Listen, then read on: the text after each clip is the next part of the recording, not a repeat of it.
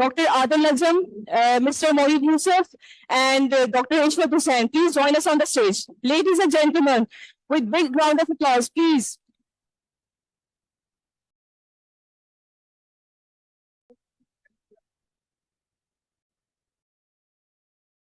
I would request everyone to please be seated on their seats.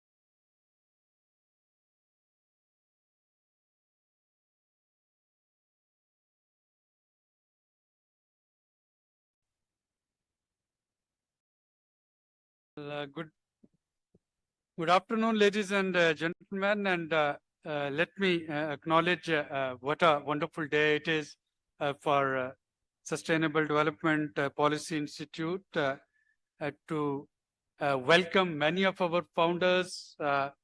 Tariq Banori and the founding board of governor members here, to welcome many of friends from civil society, from academia, from bureaucracy, judiciary, and also the broader environment and climate fraternity, and to welcome the doula of tonight, Dr. Pervez Hassan.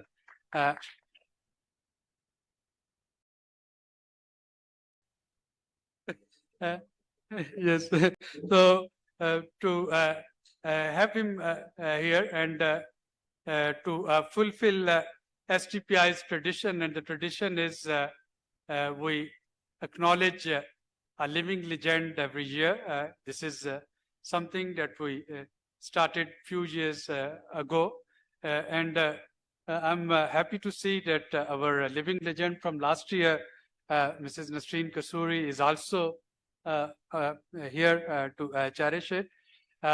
Our earlier living legends also include Sayyid Babar Ali Sahib, and this year, after a lot of consultation, headhunting, asking various people that to whom we should impart this award, the choice was that Dr. Pervez Hassan, and especially because many of those the youngsters who are sitting here are not fully aware of his contribution to the role he played in conserving environment in Pakistan, in bringing about many of the legislation that one could have never thought of happening.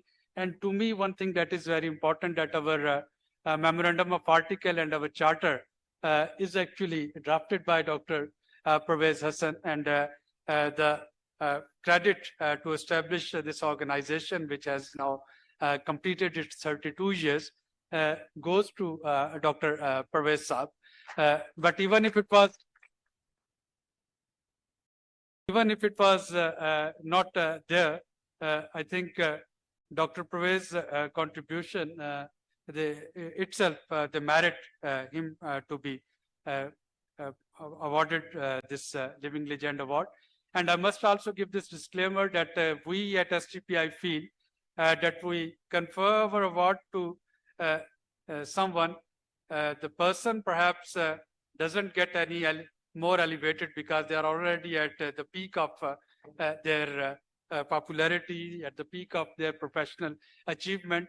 It is our award that gets actually more acknowledged. And thank you very much, Dr. Saab, for accepting to be our living legend this year and giving us this acknowledgement. Now, without ado, I know that there are friends and family of Dr. Pervez Saab who would like to share their memories with us. And let me also welcome Dr. Wasim Sajjad Saab. Thank you very much, sir, for being here. We will start with the documentary on Dr. Pervez Hassan. It's a brief documentary. We tried to keep it confidential. You haven't seen it, neither any of your family members. So our team, they tried to produce a documentary. They were just trying to bring back some memories about you. So if I can ask the team to play the documentary.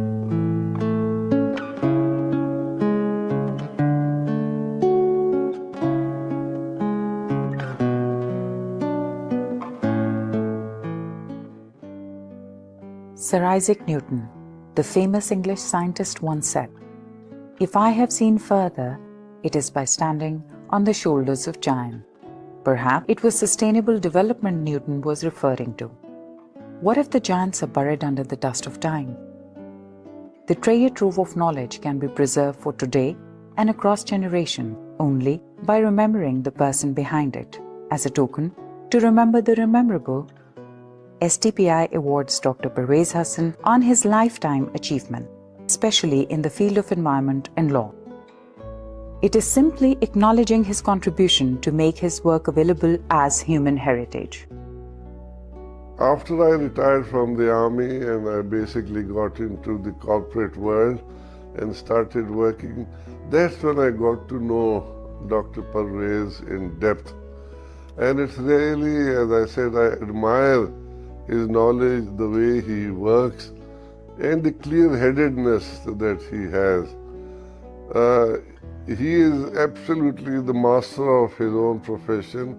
Corporate world, there's nobody who touches him, and I really admire him. But above all, he's also a friend. In fact, he's a brother. We have a very deep bonding for so many decades. And I found him a thorough professional, an outstanding human being, and a person who is gutsy, who is squeaky clean, who is an upright person, a rarity in Pakistan, and who is a person who stands by his very strong principles. निस सदी का किस्सा है, 2-4 बरस की बात नहीं. So it goes back to 50 years. I had the pleasure of receiving him in Canada when he had come for the IUCN, and the kind of respect and admiration that Dr. Pervez Hassan enjoys and enjoyed at that time, that was simply out of this world. I felt so proud as a Pakistani that here is a gentleman who is the most sought after person in the field of environment and environmental law. A man of outstanding integrity, exceptional capability, and sincere and selfless devotion to a wide range of noble and social welfare initiatives, especially on matters of environment for many an institution, and to name just a few: Shaukat Khanum, LUMS, and Beacon House National University, that not only has he donated large sums of money to a host of organizations and causes. Frankly, these pale into insignificance when you take into account the countless hours of immeasurable free professional advice. The leading corporate lawyer of Pakistan, if not one of the leading corporate lawyers. Then he has made enormous contribution in the field of environment for a long period of time. But I think the most important part is, which makes him a very noble person and a very important and eminent personality of Pakistan, that he has given a lot of resources to various institutions. He believes in the value of giving through his own personal resources and through the resources of his friends, which he generated himself. He has established 3 world-class institutions in Pakistan. Right. One in Punjab University, and secondly, he made another enormous contribution by establishing the building and facility of Sheikh Ahmed Hassan School of Law in Lums. He has been a man of great character, and he has left an indelible mark on the wider community. So I think you guys have been very fortunate in selecting him and awarding him this lifetime award. He makes a Pakistani like me proud to be a fellow citizen of a gentleman whose achievements I have been party to as an eyewitness on the global environmental scene. Dr. Parvez Hassan brings clarity and conviction to a process by which the world can hopefully save itself. It is my humble privilege to join in this unique salute to an outstanding Pakistani who is also an extraordinary human being, warm, friendly, convivial, affectionate, always respectful of the other. I wish him good health and well-being. Saving Hubra Bustard, trying to reduce smog, enabling legal framework and getting the law enacted. What a sheer mix of metal. A heart of gold with iron resolve. This is called the metallurgy of nature.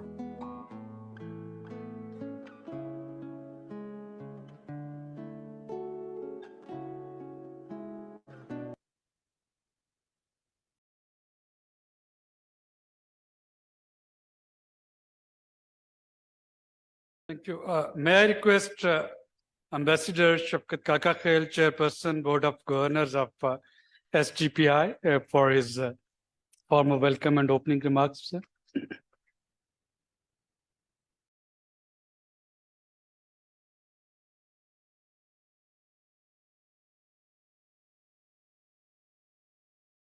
Bismillahirrahmanirrahim. Dear friends, it's indeed a great pleasure and an honor for me to welcome you all at this special plenary for the presentation of SDPI's Living Legend Award to Dr. Parvez Hassan in recognition of his numerous and notable contributions to the well-being of the people of Pakistan.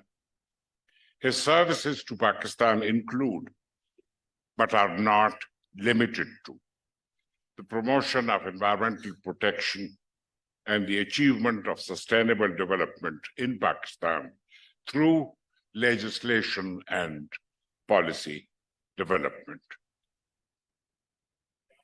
I would like to thank the eminent persons who readily agreed to share with us their views on the life and achievements of Dr. Parvez Hassan. I'm especially grateful to Sayyid Babar Ali Sahib, Professor Nicholas Robinson, and Javed Jabbar, who could not come for this meeting and provided recorded messages. For me personally, this is indeed a gratifying moment, for I have known Dr. Parvez Hassan for more than 5 decades and benefited enormously from his friendship and guidance. Dr. Parvez Hassan has made outstanding contributions to the development of environmental law as a means to restore the nexus, the vital nexus between human beings and nature, a nexus that has come under growing threats owing to the blind pursuit of industrialization since the advent of the Industrial Revolution in the mid-19th century. Dr. Parvez Hassan has rendered services to the entire international community. Outside Pakistan, he's internationally acclaimed and respected for his role as the now emeritus president of the IUCN's International Environmental Law Center. When the Rio conference took place, he and Professor Nicholas Barrington produced a 6-volume compilation of all the documents for that historic conference, which is also known as the Earth Summit. I'll briefly mention Dr. Parvez Hassan's role as one of the main architects, as one of the principal architects of environmental policy and action in Pakistan. He drafted the first environmental protection promotion ordinance in 1983, which marks a significant milestone in the environmental history of Pakistan.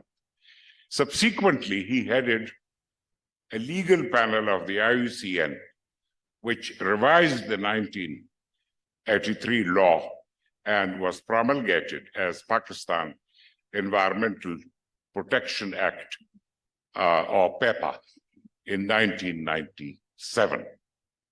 While PEPA today needs some revision and updating, it was a huge step, a mammoth step, and served as a model for legislation in scores of developing countries. A notable innovation in our legal system introduced by PEPA was the establishment of environmental tribunals. Dr. Hassan is also one of the architects of the Sustainable Development Policy Institute, which was established in 1991 in accordance with the recommendation of the historic National Conservation Strategy for the setting up of an independent watchdog of natural resource conservation and protection. He drafted the basic legal documents of the Institute, and despite his numerous responsibilities, agreed to serve as a member and later chairman of the Board of Governors of SDPI. Dr. Hassan has all along inspired, guided, and supported the work of the Sustainable Development Policy Institute, and we all owe a great debt of gratitude to him. I'll mention how Parvez Hassan influenced the trajectory of my own career. In 1995, he had traveled to Nairobi, where I was serving as High Commissioner and permanent representative to UNEP. And I was elected as chair of the 18th session of the Governing Council, and Parvez Hassan came to attend that. At a dinner in my house, Parvez Hassan suggested that I might consider seeking a senior position in UNEP. I joined UNEP as the Deputy Director General 3 years later.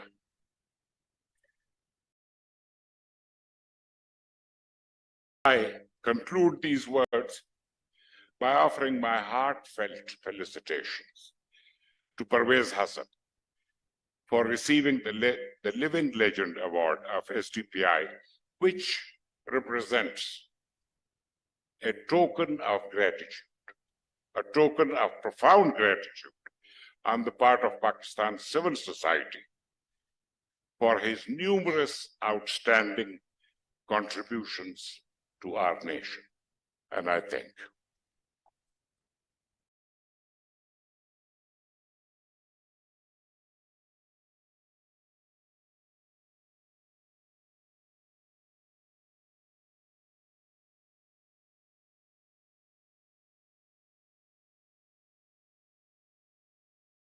Thank you, Kakakal sir. We will come to the two recorded messages, one from Syed Babar Ali Saab and other from Professor Nicholson Robinson. But before that, I wanted to ask Tariq Banori.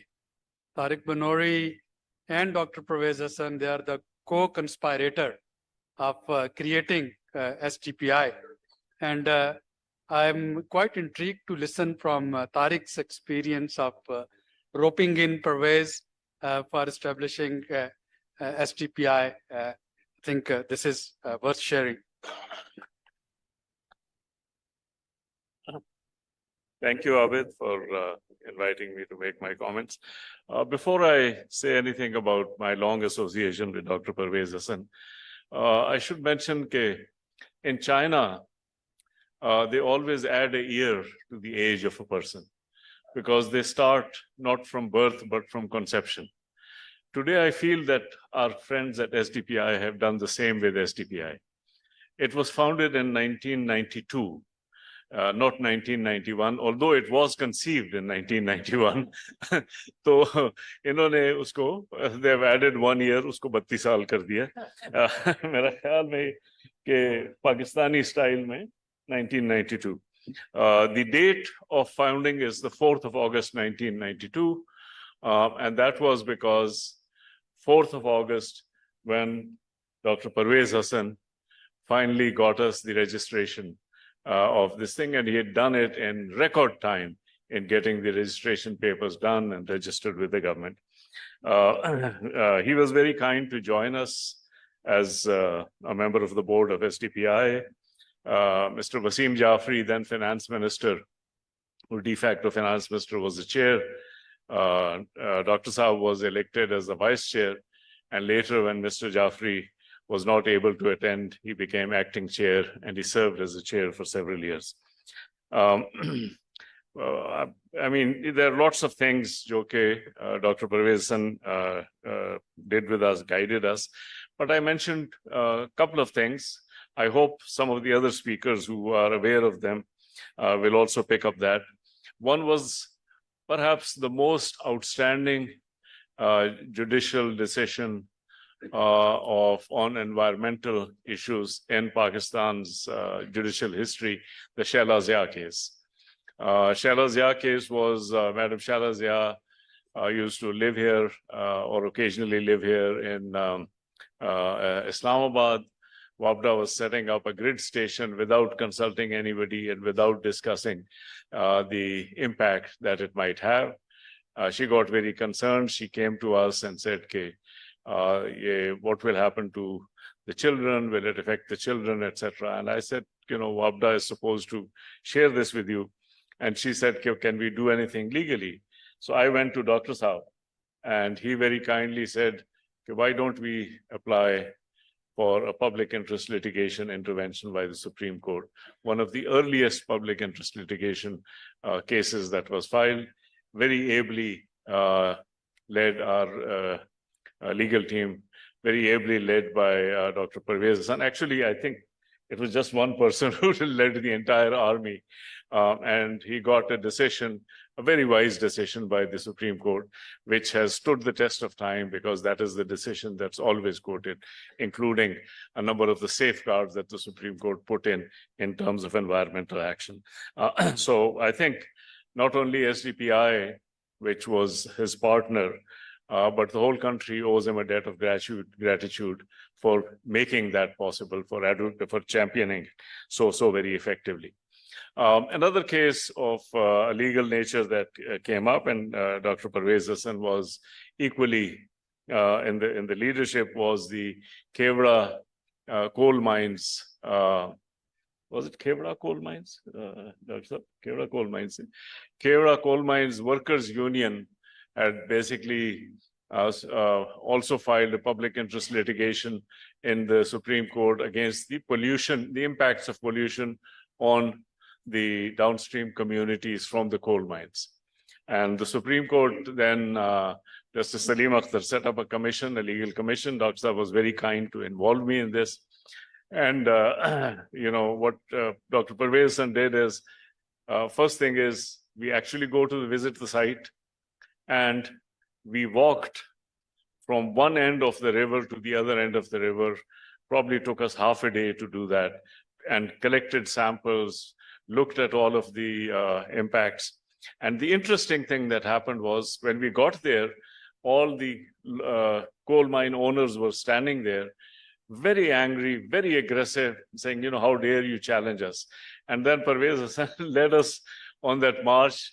And by the other end, we had collected all of the samples, and the same people were completely docile and basically saying, sir, find a solution for us.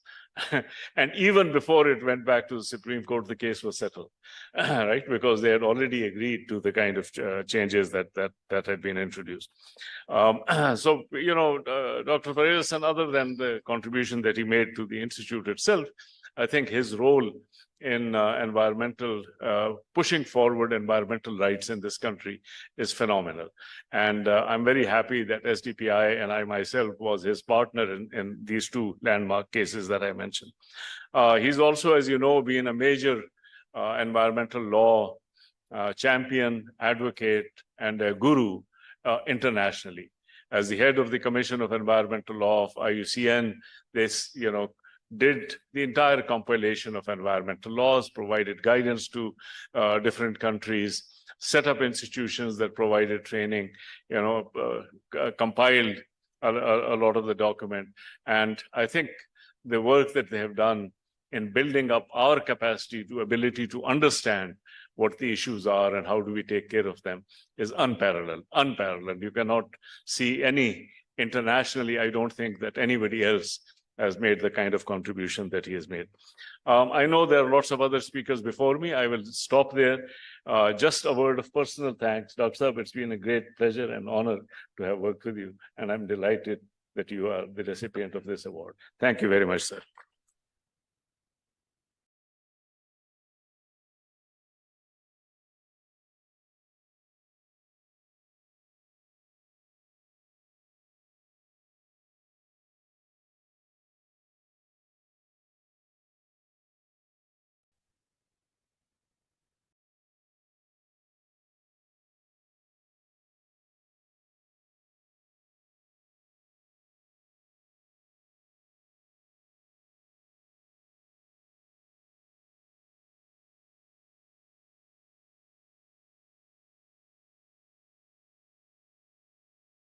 Bismillah ar-Rahman ar-Rahim. It's truly an honor and a pleasure for me to talk about Dr. Parvez Hassan. I first met Dr. Parvez Hassan briefly at the house of Nawab Mushtaq Ahmad Gurmani when Dr. Parvez Hassan was studying in the United States. This must have been maybe 55 years ago. My second and lasting contact with him was when he had completed his studies in America.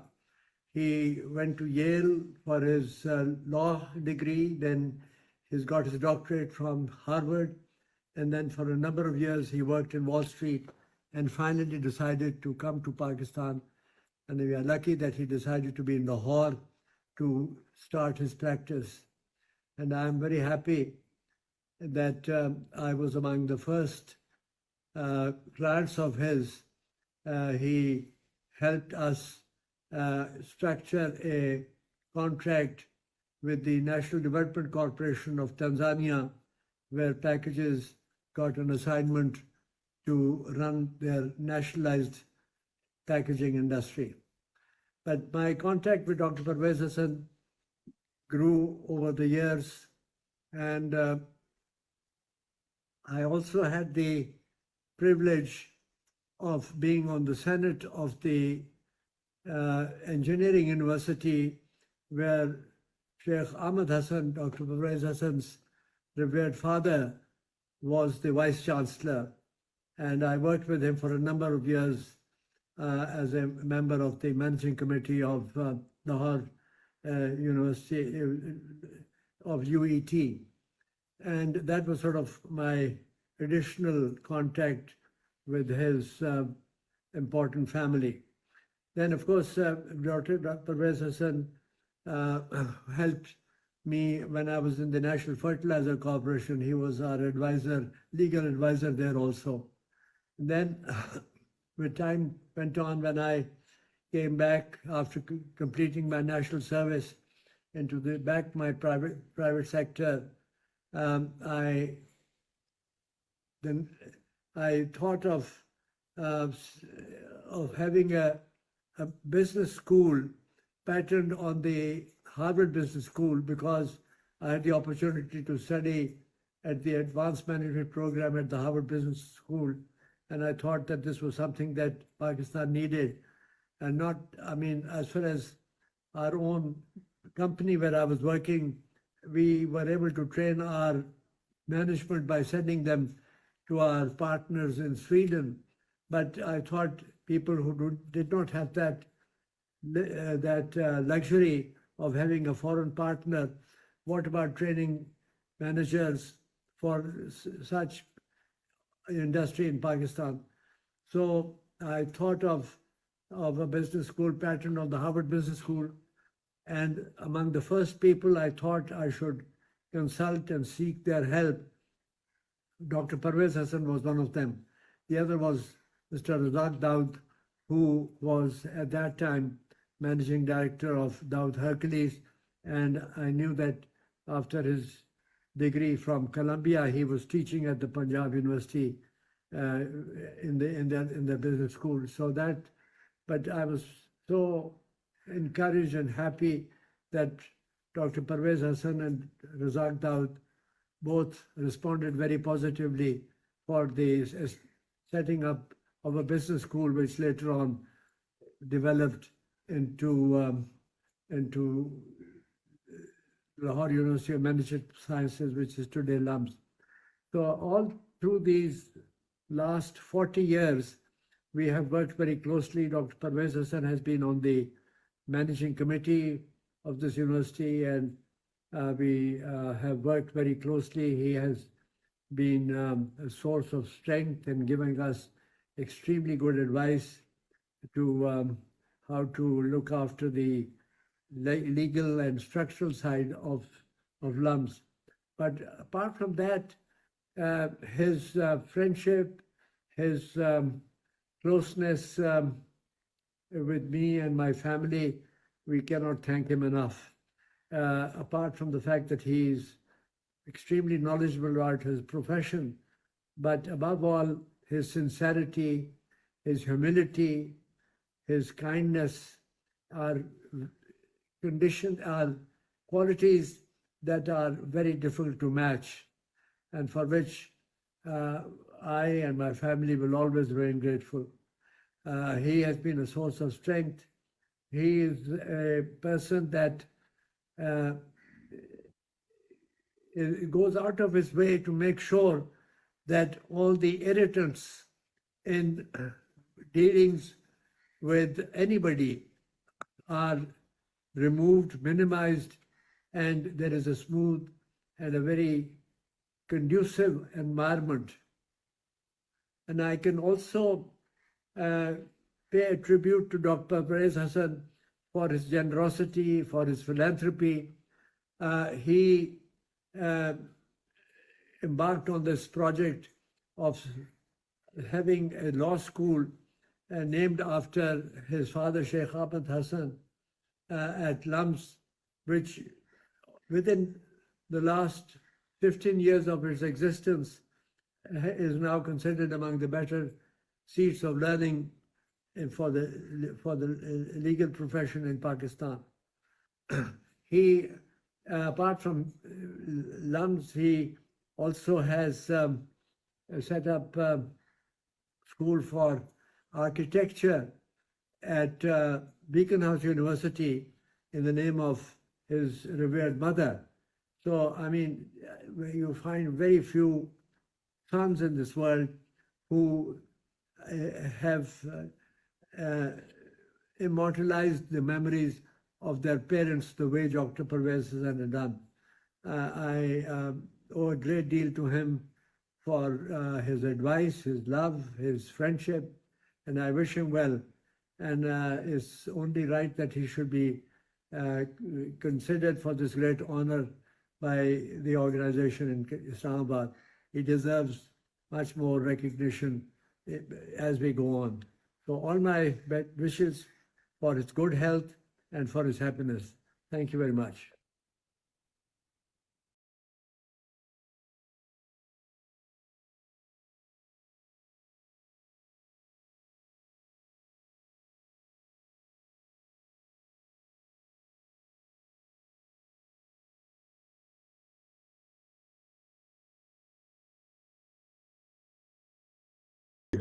Sustainable Development ceremony honoring him. I will now begin my remarks, and you can edit out this introduction for the editors. It's a tremendous honor for me to be with you by audio video to celebrate the life and work of Dr. Parvez Hasan. He is not only an extraordinary individual, which you already all know, but he is a person who has materially advanced the sustainability of life on this planet for all people. He has done this through establishing the fundamental principles of the right to the environment and the right to a quality of life that has dignity and cherishes all that is humane in our existence. Parvez, I got to know as his deputy. I served him for 8 years when he was chairing the IUCN Commission on Environmental Law at his insistence, and I was very happy that he did insist. I spent about 4 years working with him in the National University of Singapore to establish the first educational courses for professors of environmental law in Asia and the Pacific. We did this through the Asian Development Bank, but it was really an IUCN initiative entirely the brainchild of Parvez Hasan. He went on, of course, to revise the statutes of IUCN and take it from being a rather modest international organization to being one with a clear statutory framework for its work. So he's materially advanced all of IUCN's work. But he also worked to develop the draft covenant on environment and development, which IUCN and the International Council of Environmental Law have advanced for the last 30 years. Bit by bit, we are building a framework, a normative international law framework for conserving life on Earth, for maintaining the quality of life. And as we know from the threats and disasters of climate change, we need this environmental framework ever more. It's going to grow in importance. And as it grows in importance, the work that Parvez Hasan has provided will also grow in importance and recognition. He's really a very careful, hardworking legal expert. All of you know his work for the judicial commissions in Lahore, where he has, at the request of the High Court and others, really pulled together all the brain trust, all the expertise that is possible to solve and address environmental problems, pulling together failures in legal administration and turning them into successes. He's created a model in that regard, which is being studied in other countries around the world. So he's helped Pakistan become a world leader in the ways in which we can improve the environment for all people and for all nature. I would be remiss if I did not also speak about his kindness and his generosity. Through his personal generosity, he has endowed the teaching of environmental law in Pakistan and elsewhere. His leadership at LUMS has been absolutely essential to the success of that brilliant institution of higher education. I am so impressed with what LUMS has done and what he has contributed to the success of LUMS. It really is a model, again, for other countries to emulate. But he is also an individual with great empathy and great capacity to work with others, to help others. I've seen him in meetings with persons from all over the world. He traveled the world tirelessly in order to win consensus for the reforms he put forward for the statutes, the governing treaty of the International Union for the Conservation of Nature. And when he presented his reforms to a diplomatic conference in Montreal, Canada, in 2 days, they were all accepted. Now, how often can you say an international treaty gets endorsed by all nations of the world in such a short time? It was because he did his homework. It's because he went out into the community of nations and spent time in the capitals educating them as to what they needed. So I salute you all for saluting Dr. Parvez Hassan. I wish I could be with you in person. I consider this one of the highlights of my own professional career to be able to share these thoughts with you. And I wish you all success in this evening of celebration. Thank you very much.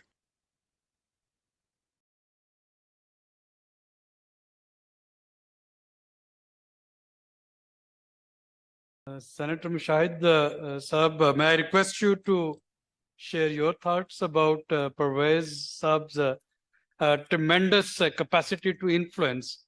And he is a consensus broker. So having served with him and on his invitation, very generous invitation, on various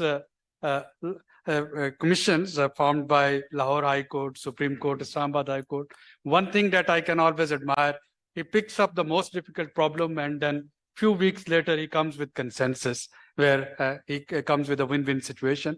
And I know that Senator Mushahid Saab, in his capacity as Senate's Committee on Environment and various other committees, he has been getting benefit from Parvez Saab's wisdom. Over to you, Senator Saab. Thank you. Thank you very much. Bismillah ar-Rahman ar-Rahim. Good evening, ladies and gentlemen. It's truly a pleasure and delight to be honoring a genuine Pakistani icon, Dr. Parvez Hassan Saab, who is a very dear and old friend. And actually, Abid Saab, I've known him much before that. This is a recent development of environment. I first met Dr. Parvez Saab because he's a friend of my elder brother, Mawad Shah, who was going to America for his studies, and Dr. Parvez was writing his recommendation for the National Law Center in George Washington. I got to know him when I returned from the United States after completing my master's from the School of Foreign Service in Georgetown. And my first assignment was to train foreign service officers at the Pakistan Administrative Staff College. And for that, we needed a specialist who could be conversant with international legal issues, international law. And Parvez Hassan Saab, young, handsome, and dynamic, those days in his early 30s. What do you mean by those days? He still is very smart and slim and everything. But those days, you could see him with the JFK glow, I would call it, with a smile and everything. And so I roped him in, and he was very kind. He said, the only thing is I have to start very early in the morning. So I used to go in the staff college van from my house in Muslim Town, go to Dainpur Lane to pick him up, and he started the classes. So that's how we got to know each other. Then, of course, as a very eminent lawyer, environmentalist, as a person who has been a philanthropist. And also there was always, and I was always take pride in my friendship with him, but a lot of my friends in the left circles said, your friend Pervez Hassan is a great lawyer, but he's a corporate lawyer. He's a bit of an elitist. And he proved them wrong on 2 occasions. First was, and that's when I was editor of the Muslim, he made the front page of the Muslim. It was the MRD agitation in 1983 against General Zia's regime. And he was the chairman of the All Pakistan National Lawyers Coordination Committee. And he got royal thrashing from the Punjab police in Mall Road, lathi charge. It was November 1983, and he made it to the front page of the Muslim. And it was a great, I thought, a great badge of honor. The second occasion was when his Awamiyat came out, was when Dr. Mubashir Hassan, who was a good friend of mine, but who was very cynical about the so-called elite of Lahore and very critical of a lot of issues. He said, your friend is a tenacious campaigner. This was 1997. Dr. Pervez Hassan was Secretary General of the PTI. Actually, the PTI, Pakistan Tehreek-e-Insaf. It wasn't the same PTI as it today, and it was still at an embryonic stage. And I think there was a 2-3 man party as Imran and yourself and a few others, perhaps, including my brother Mawad Shah. So, and he started the campaign, and in his Honda Accord, every day, door to door, all the areas of Gulberg, he covered very well. And Dr. Mubashir praised him. And when the results came out, it was very interesting. Imran Khan got 1,000 votes, he got 8,000. So, 97. So things have changed. That was a long time ago. And also, I remember in Lahore, one of the great rituals which was there, and I think it was a great ritual, it was that his house was where they had the election night parties. So, you know, when elections were held, and those days the elections were reasonably free and you were not sure of the outcome. These days we know the outcome before the elections are held. But those days, you know, there was still a suspense, who will win, who will not win. And I remember the 93 elections, that night, there was a big gathering, and we thought initially that we had won, and we also prepared a victory speech, and Dr. Pervez Hassan also allocated portfolios. And when we went to sleep, next morning we got up, so the results were different. So it was quite a surprise. And so Dr. Saab also has been in a country and a society where there are very few builders of institutions. I think that this is one thing that has already been mentioned, how we honored his, Babar Ali Saab mentioned how we honored his parents, but basically his commitment for the quest for knowledge and for giving to education. And in that, I think as a person who has been in the field of environment, in education, international law, he has been there. And when we honor tonight Pakistan's most preeminent expert on international law, I would like to also mention that these days, the worst example of trampling of human rights and democracy, of which he's a big exponent, is happening in Gaza. The Gaza genocide, where crimes against humanity are being committed and aided and abetted by the so-called civilized West through their hypocrisy and double standards. And I think that people like Dr. Pervez Hassan have always spoken truth to power. They've always focused on what is necessary, what needs to be done. And I think it is important that people in Pakistan also express their solidarity with the oppressed people of Palestine.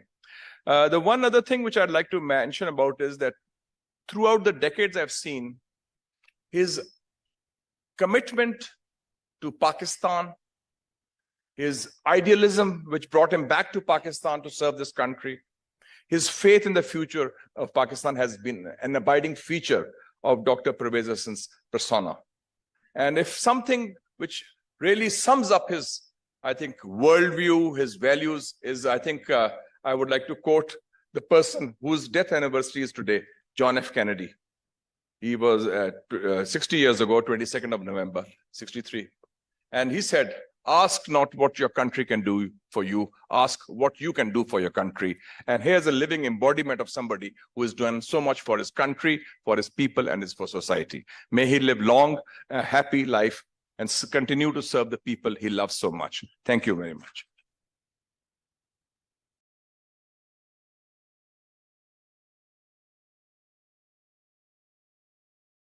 Thank you, Senator. Let's continue with the friends list that Dr. Pervez provided. And I'll invite Mr. Abdurazak Daud Saab, and of course, your decade-long association, one would like to see your anecdote, hear your anecdotes about him.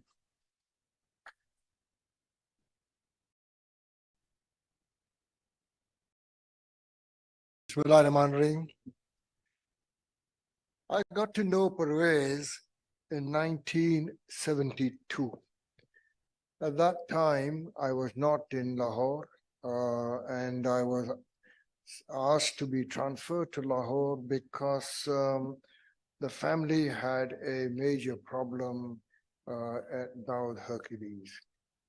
The two partners, Daud and Hercules, were at loggerheads with each other, and there was a corporate dispute on marketing, dispute on governance structure, dispute on so many areas.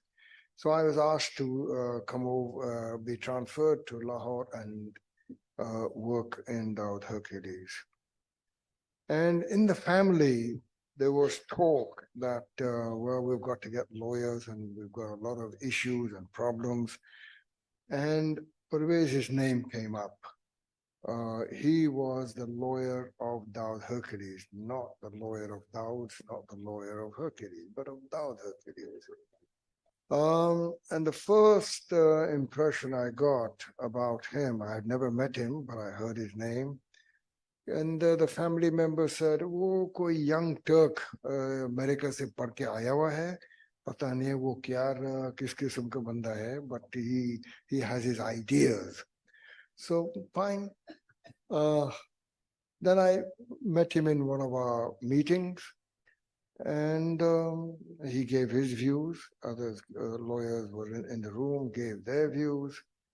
And I remember going to my uncle and said, "Well, this Daud Hercules lawyer, his views seem to be reasonable.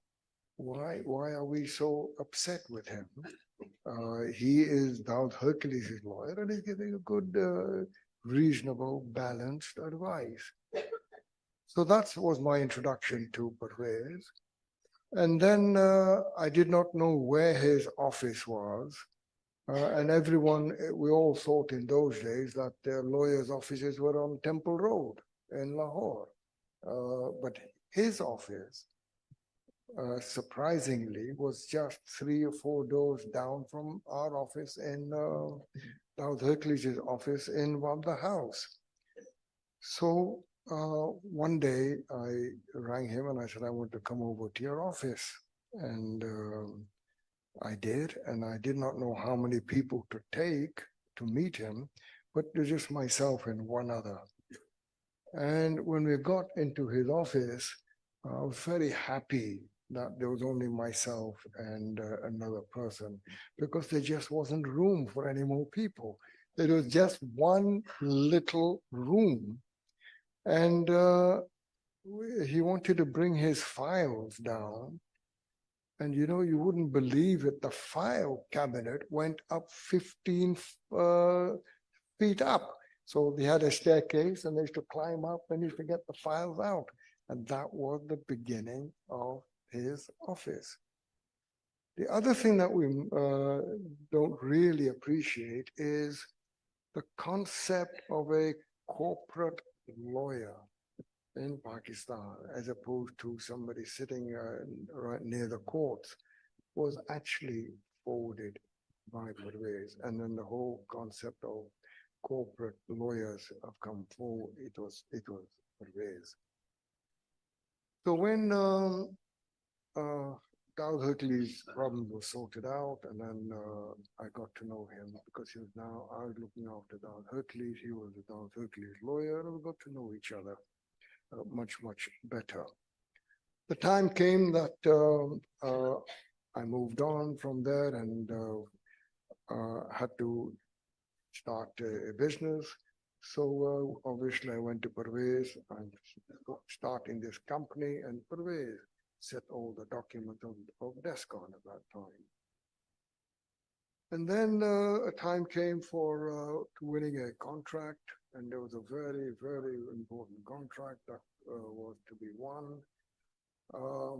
And it was the Romanians had the contract and the Romanians were awarding this contract. And so I asked Parvez, I said, Parvez, I can only have you, nobody else, with me to negotiate that contract. So we went down to Karachi, and there's a very interesting, humorous thing that happened there. We were the electromechanical contractor.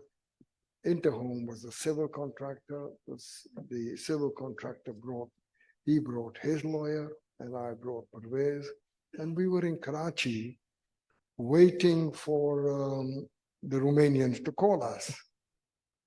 And while we were waiting, Interhome's lawyer, a lawyer from America, he started talking a lot, saying that, do you people realize that I advise in different time zones? I'm a very busy lawyer. I'm this, I'm that. And he was really praising himself. And Parvez just sat there quiet, very quiet. And then he suddenly looked at Parvez and he said, who's your lawyer? I said, well, it's Parvez. And he looked at him with a condescending attitude. Ha ha, aap phir kahan padhe ho? And Parvez very quietly said, I did my master's at Yale and my PhD from Harvard. And you should have seen the reaction on that lawyer's face. He immediately looked at Parvez and says, I would not say another word. You do all the negotiations. I would just sit behind you. So there was Parvez. One of the speakers mentioned his character. I want to give an example of his character. There was a foreign company that wanted to come into Pakistan, and so they were looking at a lot of work here. And so they invited a few people. They asked Parvez, they asked me and a few others to come to Islamabad and meet them, and we did. And that person, that foreigner, had a bit of a bit of an attitude. And he, well, I don't know why, he suddenly said, well, you Pakistanis, you're all cheap, you're all purchasable. He just said that. And I saw the reaction on Parvez. He said, looked at him and said, excuse me, sir. If you think that we're all cheap and have no values, then if you do not apologize in the next few minutes, I will walk out of the room. And so he did. He made that statement, and Gora Sahib went red in the face. I'm sorry, I didn't mean it. Parvez says, thank you for saying that, and that is why I will stay here. Otherwise, I would have gone out.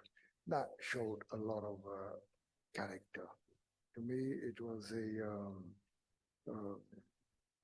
I was very, very uncomfortable, but Parvez. From there onwards, when Barbara just mentioned about Parvez's role at LUMS, and yes, Parvez was there with Barbara and myself, and we met in the old milk pack office. And the one thing that has got to really come out is the structure that Parvez gave to us at LUMS of having a National Management Foundation and the charter for the university, and how and the relationship between the two were interlocked. That structure today, nearly 40 years have gone on, and it has proven quite clearly that it was absolutely the right structure. It has met all the test of time and all the issues that we've had. And Parvez, thank you very much for that structure that you gave. He did a similar thing at Namal, and he gave a structure at Sokat Khanam. So these were all lasting points that Parvez has laid down in various institutions. Another thing that we must really appreciate is that the number of hours that he has given to LUMS all pro bono since the last so many years is countless. Whenever we wanted him to discuss anything, either at the board or at the MC or otherwise, he was there, always giving his time. His contribution to the school, the law school at LUMS, was honestly a remarkable contribution. And while I'm talking about the SASOL, as we call it at LUMS, the law school, I must today also pay tribute to Parvez, your son and daughter, Yasmin and Omar, because I was there when Parvez said to them that, look, this is my savings and my wealth, which could go to you, but no, I'm giving it to LUMS. And how do you feel? And how readily both of them said, yes, we'll be only too happy that you give it to them. So Omar, it was a lot.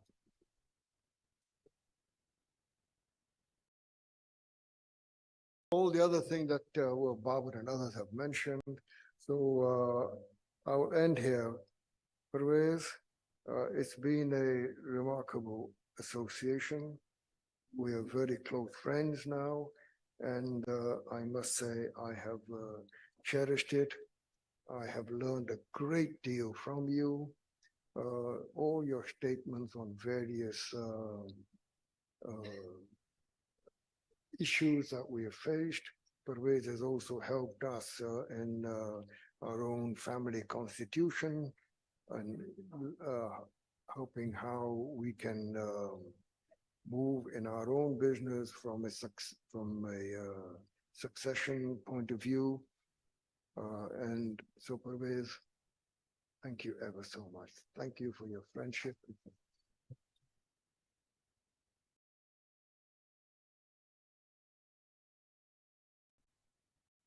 Thank you, Razak Sahab. Now, let me invite the personality who have saved Parvez Hassan Saab's repute tonight. Otherwise, there would have been a headline tomorrow. Parvez Hassan is extremely unpopular among ladies. So, let me invite Mrs. Nasreen Kasuri Sahiba to share.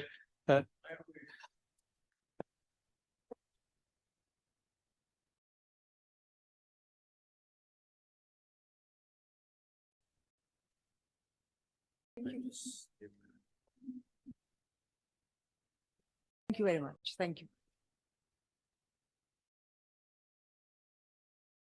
Assalamu alaikum, everyone. I didn't realize that Dr. Parvez Hassan was so popular with ladies. He certainly is popular with me. Assalamu alaikum and a very good afternoon to all of you. It's a great pleasure to be here today, and it's a great honor to be invited to speak about Dr. Parvez Hassan. I was a bit overcome when he asked me to speak about him because he's a difficult man to speak about. There is so much to say about him. I didn't know, what to say and what not to say. I believe his first choice was my husband and his friend, Khurshid, who could not attend because he had a prior commitment. I'm sure if Khurshid had been here, there would have been a lot of anecdotes that he could have told about their long association. I had the privilege of meeting Dr. Parvez Hassan after I got married, which is about 52 years ago. and known him since then. And even though he started out as a friend of my husband, but I developed an independent relationship with him, which I've enjoyed for many, many years. My first professional interaction with him was when Beacon House took a credit line from the IFC. Parvez was considered the default lawyer for the IFC. He was always the person they chose. So when I took this credit line, I was understandably very nervous. And I thought I didn't just need a lawyer, but I needed a friend, somebody who would see me through the process. So I thought, let me try my luck. And I asked Dr. Parvez, I said, will you be my lawyer? And to my surprise, he agreed. Even though, quite frankly, I couldn't pay him as much as the IFC would have paid him, but he did agree, and he saw me through the process. And the process went very smoothly. Khurshid and Parvez went to the same school. They belonged to the legal fraternity. The difference being that Khurshid did not practice. They parted ways when it came to higher education. Khurshid opted for the more traditional education system, joined Cambridge, and did his bar from Gray's in London, whereas Dr. Parvez took a peek into the future and opted for an American education. So, ladies and gentlemen, today we are gathered here to honor a graduate from 2 Ivy League universities, Yale and Harvard. It doesn't get any better. Sometimes I wish Khurshid had also followed in Parvez's footsteps and divided his time between the old world and the new world. It can be difficult to explain the stark realities of the modern world to a gentleman of the old world. Khurshid and Parvez both joined the Tehreek-e-Istiqlal, a party headed by the late Air Marshal Asghar Khan. The Air Marshal himself was an idealist, and as a result attracted idealists like Khurshid and Parvez. I'm told that when Nighat, Omar's mother, and Parvez's ex-wife found that he had joined the same party as Khurshid, she got very concerned, and she feared that his wardrobe would start swelling. Anyway, they both went to jail, though not at the same time. I think they both decided against, but about the same time, that politics and idealism do not go together, and are now happy to are not walking in the corridors of power, but are doing their work independently. One only asks for a CV if one wants to hire someone, and you're considering somebody for a job. But in this case, I took courage and I thought I'd ask the doctor for his CV. And because I didn't know enough about him other than the fact that he was an excellent lawyer and as a friend. So I asked him for his CV to take a peep into his professional life and several achievements. Okay, I will send it to you, says he. You asked for it. So I got a bit nervous because that sounded rather ominous. And when the CV came and I started printing it, the printer wouldn't stop. We ran out of paper. And, you know, after a while, there was a 57-page CV sitting on my table. There's just too much in that document for me to mention in this brief address. I did, however, wonder how a person managed to find the time, the emotional and physical strength to do that much. He holds 7 national and international awards. I hope it's not more than that because I thought it was 7. And today's award is going to be the 8th. Please forgive me if I've missed out on an award. But anyway, a successful practicing lawyer found the time to serve on the boards of several government and non-government organizations, including the Beacon House National University. 21 years ago, when we decided that it was time as a family and the Beacon House schools to give back, the natural choice was education. We decided that we should sponsor a university under a not-for-profit foundation. That was the beginning phase. That was the beginning of another phase of our relationship with Parvez. We knew of his affiliation with several not-for-profit entities, including LUMS, and went to him for help in setting up the foundation under the BNU, under which BNU presently operates. As Khurshid and I set out to meet one of the most eminent lawyers in the country, we were understandably very apprehensive about how much it would cost us, only to be told that he does not charge for setting up charitable foundations. And so began the next phase of our relationship with him. Trips to his office were very frequent in those days. The doctor cannot be faulted on hospitality, and I was offered what was called chai every time I visited his office. For some years, I suffered a drink, which was a cross between tea, coffee, and jushanda.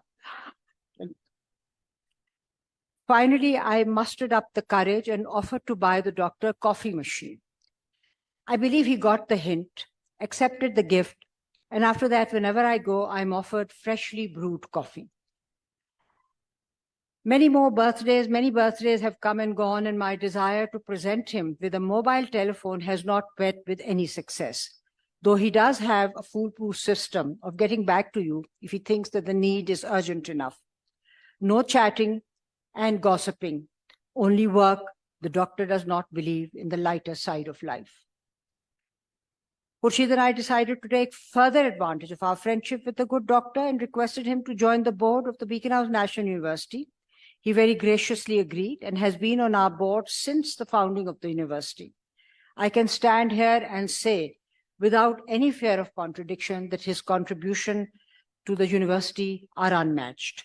His legal knowledge and experience with other universities on whose boards he sits has benefited BNU in numerous ways. I admire him for his discipline in sitting on several boards of universities without divulging any fiduciary information of one to the other. It requires a special type of a person to do that. So, Razak, he does not give us any information about lumps. I've tried and tried. No, he doesn't. I mean, I've tried on several occasions to get information about others, only to be given a very stern look, which says it all. So, the meetings of the board meetings are perhaps the most painful reading material that most of us have to suffer if we sit on a board. I trudge through them, but the doctor goes through them with an eagle's eye and almost always manages to find a discrepancy which I too could have picked upon, but to my embarrassment did not. He is meticulous in anything he does and goes into details which takes time and dedication to perfection. I still wait for a day when I can find a mistake that he has missed out on. The Beacon House National University is the proud recipient of a large donation from Dr. Parvez Hassan, which was used in setting up the Razia Hassan School of Architecture, Razia Hassan being the doctor's mother. Named after his mother, RHSA, as a school is called in short, is one of our most popular and highly regarded schools. This school was headed by a very eminent academic until recently, and now is headed by Umar Hassan, a very talented young architect who has been teaching at RHSA for 17 years now. No prizes for guessing who Umar Hassan is. The talented young architect is the son of Dr. Parvez Hassan, a young man with all the qualities of head and heart that any parent could wish for. I would like to take this opportunity to congratulate Dr. Parvez Hassan on having brought up a star. Thank you. Thank you, Dr. Parvez, for your general contribution, which helped the university set up one of its premier schools. Thank you also for sharing your son with us. I would like to say today that we at BNU will not disappoint you, and hopefully the next few years will see BNU stand proud and at par with some of the best universities in Pakistan, if not the world. We now have a young Vice Chancellor who has taken up the challenge, and since most of us on the board are in our 70s and 80s, we can see that he doesn't have much time, and he can see that we don't have much time, so he had better work fast. Yeah. The Beacon House National University launched 20 years ago in 2003. My experience of running schools was of no help, as higher education is a different ball game, and I learned on the job. We were lucky in that Mr. Sattaj Aziz agreed to come on as the first Vice Chancellor of the university. He stirred with us for almost 10 years, and between him and Dr. Parvez, I had two of the best teachers and mentors than anybody could wish for. Mr. Sattaj Aziz is also the recipient of the Living Legend Award in the year 2018. I was the proud recipient of this award in 2022. And now with Dr. Parvez Hassan, it makes the three of us who are serving and have served on the BNU board. It's a matter of great pride for us at Beacon House National University to have three of our board members honored with this award. Ladies and gentlemen, environment, climate change, global warming, deforestation, world wildlife, water shortage, flooding, and all the issues which plague this planet are something none of us thought of, and they seemed secondary until in the last few years we've all started witnessing the havoc that climate has wrought. Most of us did not go beyond lip service, but Dr. Parvez was very passionately involved in all of them. And as a matter of fact, the Elizabeth Hope Gold Medal that I have seen him wearing very proudly was awarded in 1998 in recognition of his role as one of the world leaders in environmental law. The fact you should have been wearing it today, Doc. The fact that I only mentioned one medal award does not mean that it's the only one. I thought that most of you would have gone through his profile on the web and read about the different achievements and the awards that he has been awarded, and it started listing them out would take better part of the time today. I do miss my trips to the doctor's office, as I have since been told that the only permitted way of communicating with him was through email. I felt a little slighted until I was told by Umar, who sits in an office above his office, that he too has been told not to drop in or call, but to communicate by email. Thank God for email. I would end by wishing him luck and hope that he gets many more such awards in the years to come. And all the best, ladies and gentlemen, and thank you for bearing with me this evening.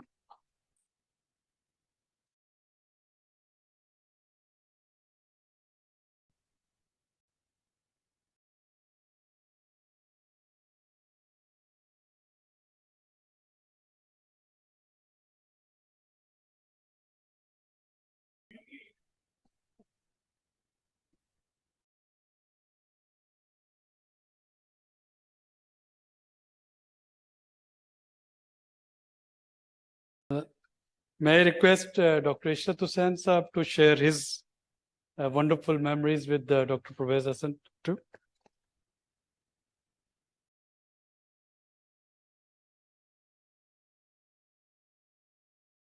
First of all, let me thank Shafkat and Abid for inviting me to pay my tributes to a great legend of Pakistan, Dr. Parvez Hassan. I'm the least qualified among all the distinguished speakers today to talk about, so I won't be able to give you the anecdotes which the others have, so you will save a lot of time. What I want to bring to your notice are the 4 characteristics as a remote admirer of Dr. Parvez Hassan, because I lived 25 years outside and 22 years in Karachi, so I didn't have much of the association with him. But there are 4 attributes or 4 characteristics of his personality which have really turned me into his admirer.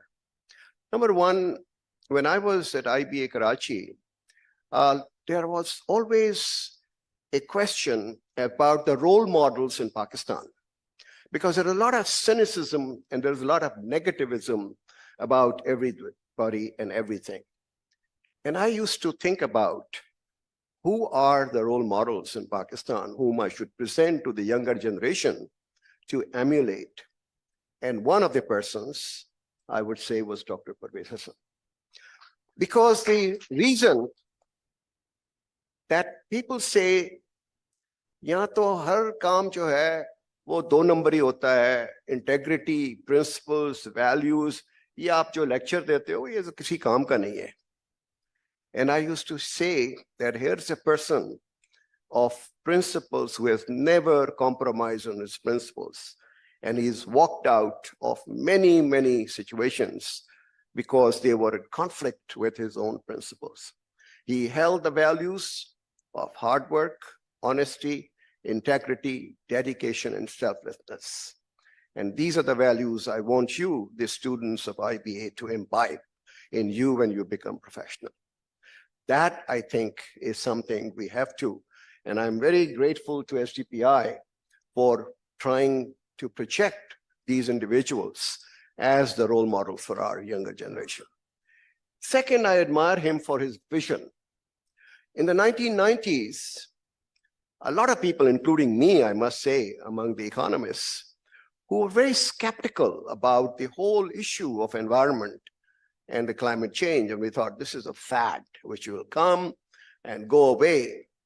But here is a man who felt and was convinced that the world is moving in a completely different direction. And we have to make people aware and try to bring their attention to the calamities and to the damage which the environment degradation will bring in. He was one of the few pioneers in Pakistan, in my view. Tariq Banuri was another one, who are responsible for raising our awareness, including my own. And I'm now a convert from a skeptic. And I owe a great deal to the people who actually did a lot of work in this particular field to bring to our notice as to what and why we should try to respect the environment and how we can avoid the damage to the humanity and to the planet. My third admiration for him is that he is so much involved in educational causes. Being a lawyer, and I come from a lawyer family, my father was a lawyer, but their interests are not, sorry, some of the eminent, except Mr. Muni Bakhtar, who was my chairman of the board for 8 years, and I learned a lot from him, and he's really very much interested in education. Most of the lawyers are not interested in education, but his association with LUMS, and now I happen to be his colleague on the BNU board, are tremendous. I mean, he is really one of the persons who deeply feel that the future of this country is by investing in human capital. And that is a source of admiration for me. And fourth is, and you heard Mona saying this, he's so thorough and so meticulous that sometimes I wonder, how does he get the time to read all the documents of the board and give many, many remarks of the nature which would never occur to me, and long, long notes which are immensely useful and also very helpful for the board. So I don't know how he manages his time between his philanthropy, his law practice, his social work, and also his dealing with the institutions to which he belongs. So Dr. Parvez Hassan, as a remote admirer of yours, I wish you the best of health and happiness. And I hope that many of the young people who are present here follow your example and produce many, many more Parvez Hassans. Thank you very much.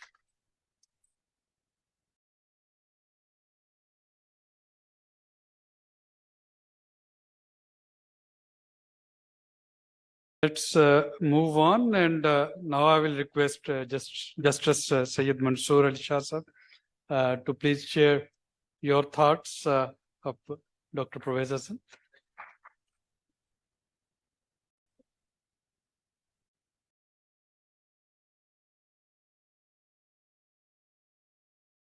An absolute pleasure to be here, paying tribute to Dr. Parvez Hassan. It's an absolute pleasure. But let me just start off on a lighter note. He's the only person I know who doesn't have a cell phone. The only person in the world who doesn't have a cell phone. So I don't know what Samsung and Apple is doing, you see.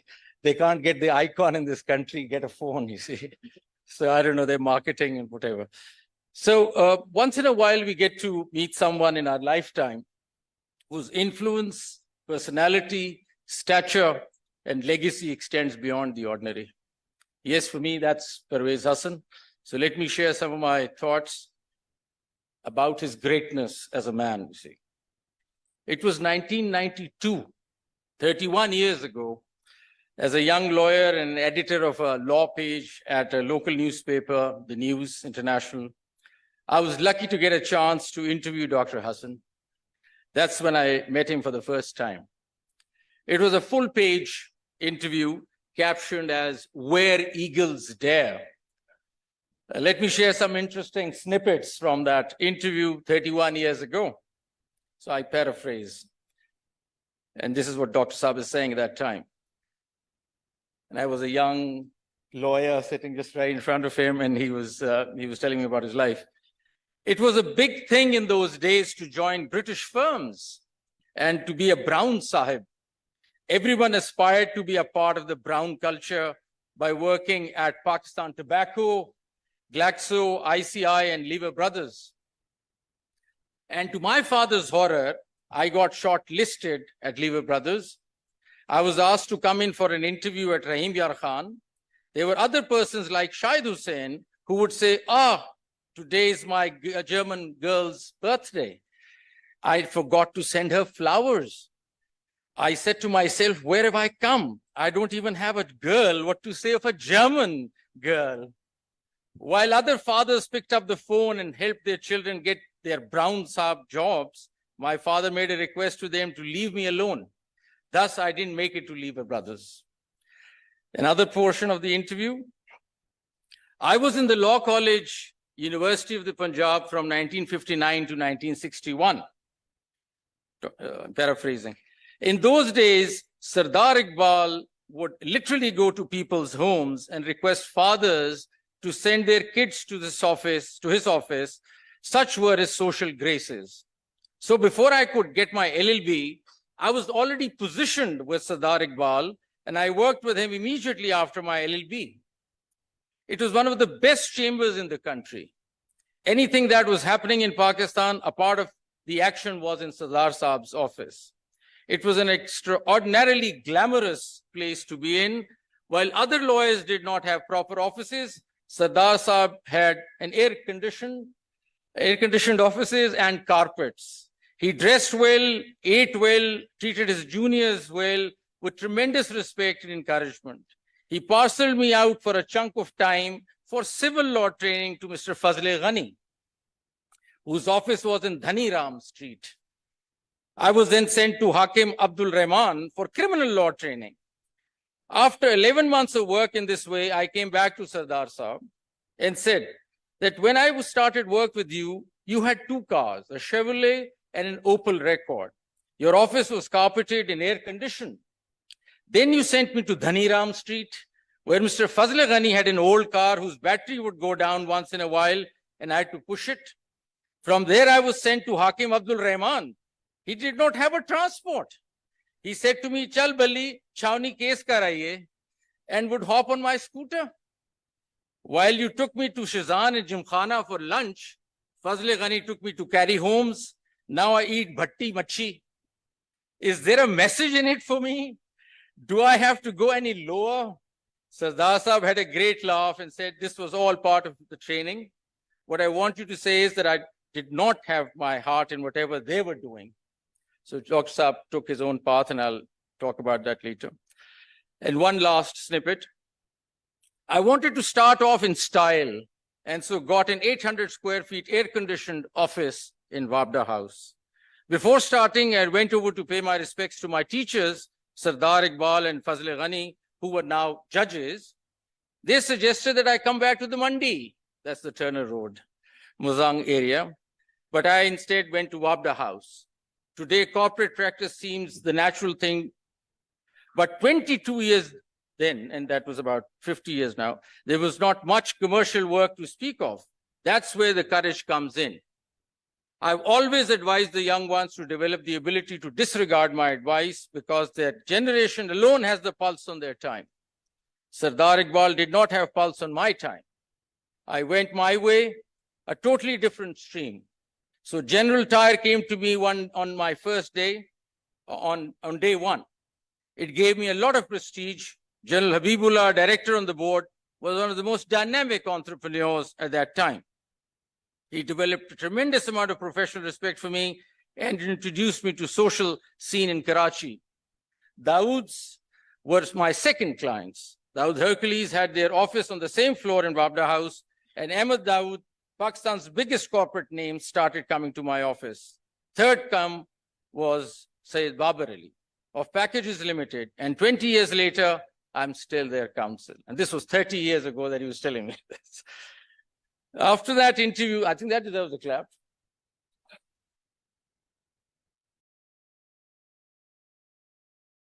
After that interview, I carried on with my life, and I was teaching law at the Punjab Law College and practicing law when I get a call from Dr. Hassan, who said that he had heard about me teaching law at a local law college and offered me to teach business law at LUMS. It was a huge thing for me. LUMS was then the ultimate place to be. This was the beginning of my journey with Dr. Hassan. The relationship with Dr. Hassan is around the ecosystem of environment, and that I'll talk about now. We spent a good number of years together working on the environmental front. So as I followed Dr. Hassan, I was ushered into the world of environmental law. The history of environmental law in Pakistan would be incomplete without acknowledging the momentous contribution and inspiring leadership of Dr. Parvez Hassan.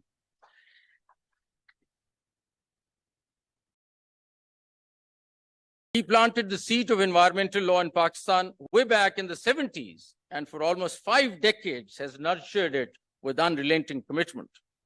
Dr. Hassan was the force behind the first environmental legislation in the country in 1983, drafting the Pakistan Environmental Protection Ordinance 1983. He represented Shaila Zia, a social activist, in an environmental case that you heard Tariq Saab talk about the construction of an electric grid station in Islamabad, and which was eventually removed. The grid station was directed to be shifted elsewhere. Shaila Zia has become a jurisprudential beacon for courts and the future generation of lawyers. Environmental law took him beyond Pakistan.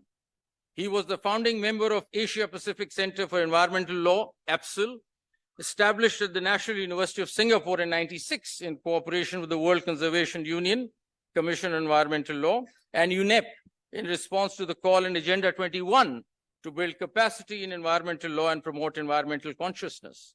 I and Justice Jawad sitting here are some of the proud alumni of EPSIL. An effort done in good faith reaps results, Dr. Saab. Jawad and I, amongst others, have in our own way contributed towards environmental jurisprudence in Pakistan as judges. The awakening of our environmental consciousness has a lot to do with EPSIL and with you, Doctor. Thank you so much for that. Dr. Hassan was the founding member of the Global Judicial Institute for Environment, established in 2016 at the World Congress on Environmental Law, Rio, under the stewardship of Justice Antonio Herman Benjamin, Supreme Court of Brazil. This institute is the leading body of judges of the constitutional courts of the world, pushing the agenda for climate justice. This year, member judges of this institute will be participating for the first time in COP28. Thanks to Dr. Saab, I'm one of the 12 Constitutional Court judges on that institute, and I'm really proud of that. Thank you for that, Dr. Saab. Thank you for that support. Let me now take you to a tool that the courts have used over the years. All our environmental cases have moved on through a tool called commissions that the court constitutes in order to progress further in their environmental designs and aims. So we judges could not have achieved half of what we achieved on the environmental front had it not been for Dr. Hassan. The fusion of fundamental rights and international environmental law principles resulted in the development of interdisciplinary and inquisitorial brand of justice, also referred to as environmental justice, which in turn rested heavily on judicial commissions. Over the years, environmental law or environmental justice has been actualized by superior courts in Pakistan by adopting a unique and an innovative approach of appointing judicial commissions to fact-find, investigate, hold dialogues amongst stakeholders, analyze, and suggest solutions on the ground to make recommendations to the court for better adjudication of the issues. The courts realized that they required expertise, including environmental science, economics, natural science, funding methodology, technology to adjudicate environmental issues. Judicial Commission is a body established by the court that has all the expertise in one place. This tool of working through commissions would not have been a success had these commissions not been stewarded by Dr. Hassan. He is a born chair or a chairman. You have to see him in a meeting. The way he handles a meeting is amazing. He leads by example, has an amazing talent to negotiate, find solutions, and navigate his way through most difficult of impasses. He successfully honed this fascinating tool of commissions available to courts to adjudicate environmental matters. Most of our environmental cases have been a success because he has been the real engine of change. His leadership of the commissions brought the results. Courts and judges simply took the credit. But it was all you, Dr. Saab, behind all those cases.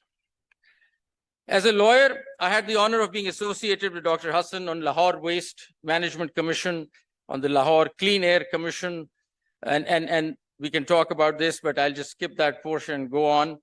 Dr. Saab has been also, associated with a number of commissions that were constituted by the court. And I'll just refer to some of them.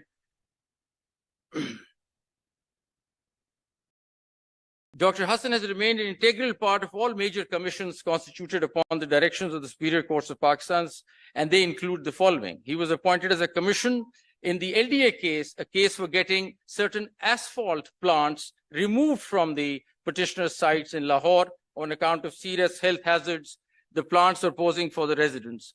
He recommended shifting of the asphalt plants due to contravention of the rights of the adjoining residential areas to a clean and healthy environment.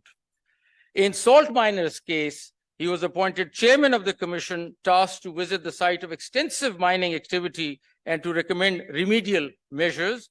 The Supreme Court had directed to shift the location of the mouth of the mine to Kevra to a safe distance away from the water reservoir, supplying water to the residents and mine workers of Kevra, so that it does not get polluted from mine debris and carbonized material. The commission was tasked to essentially oversee said shifting of the mine and also recommended if the operation of the mine should be stopped completely. The Lahore Canal Mediation Committee, in 2011, the Supreme Court appointed Dr. Hassan as the mediator between the Lahore Bachao Tehreek and the government of Punjab with powers to associate others for the purpose of mediation. He included 8 members and another 8 experts forming a committee to make recommendations. The consensus report of the committee included 18 recommendations, the most important of which included the declaration of Lahore Canal area as a heritage urban park, re-engineering of the junctions along the canal road, ecosystem preservation, and people-centric planning. The committee also proposed a draft of Lahore Canal Heritage Urban Park to Act 2011. The Supreme Court accepted the entire recommendations of the committee, and this also led to the Lahore Canal Heritage Park Act 2013. I'll just skip a few commissions. I understand dinner is coming soon, so I just want to move on. The Climate Change Commission is another interesting commission of which Dr. Saab spearheaded.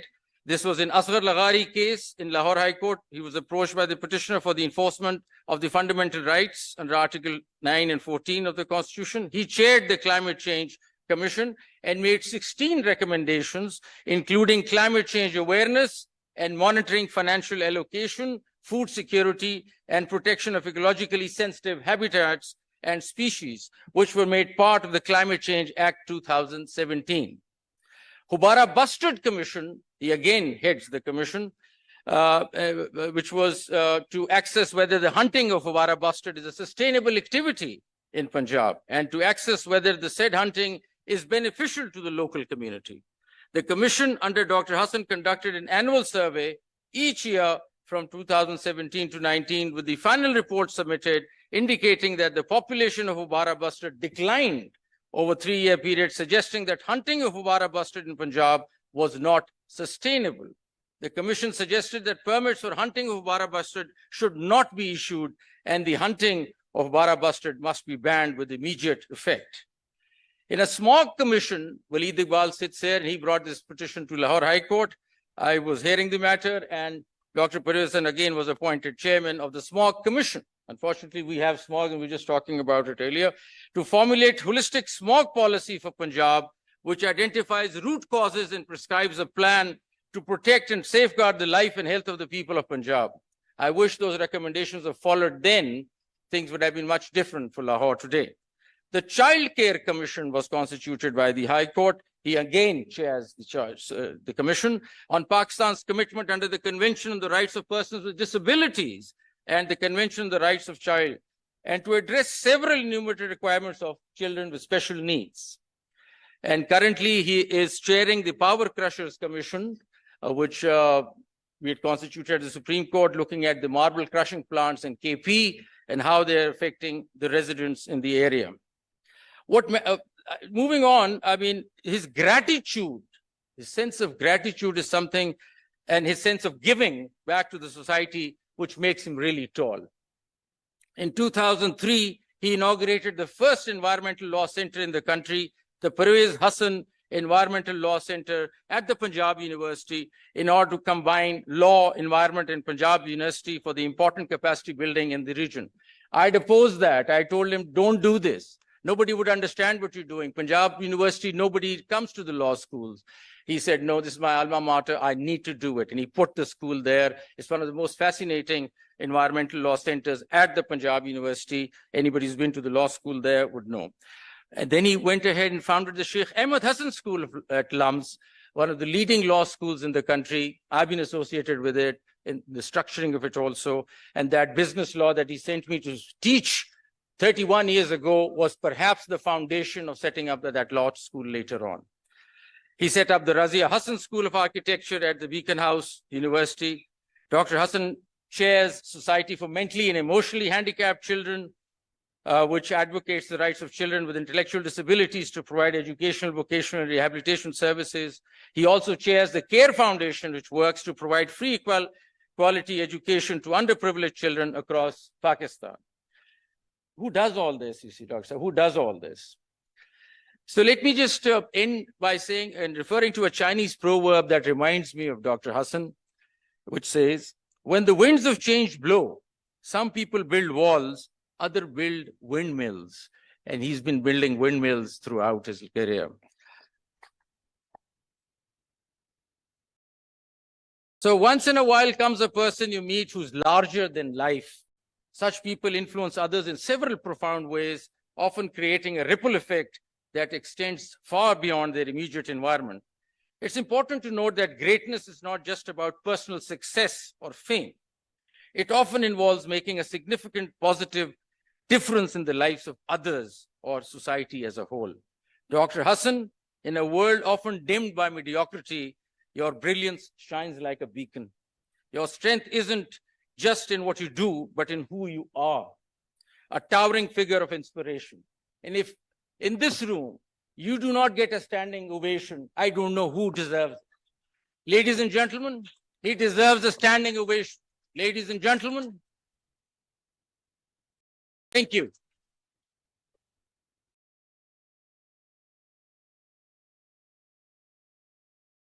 Thank you.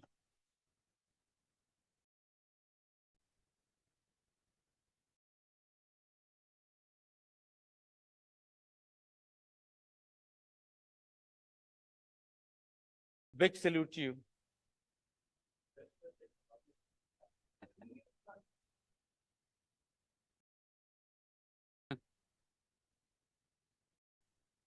Thank you, Justice Saab. And Dr. Parvez Hassan Saab has also got the quality of selecting and appointing volunteers.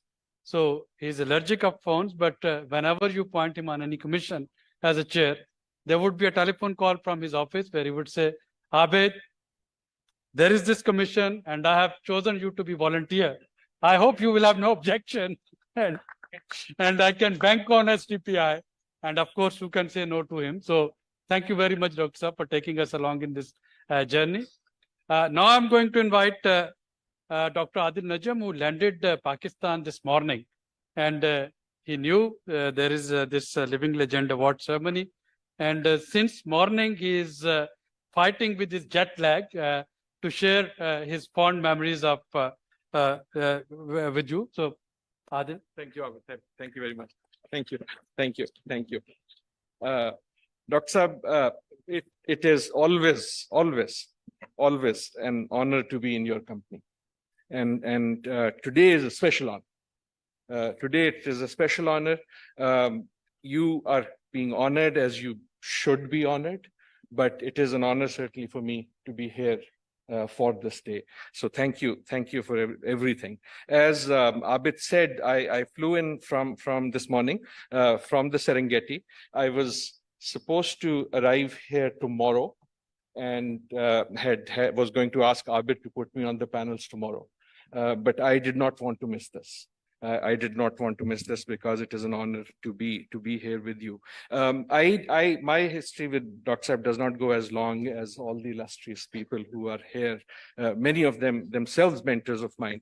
I first got to meet Dr. Saab in 1989.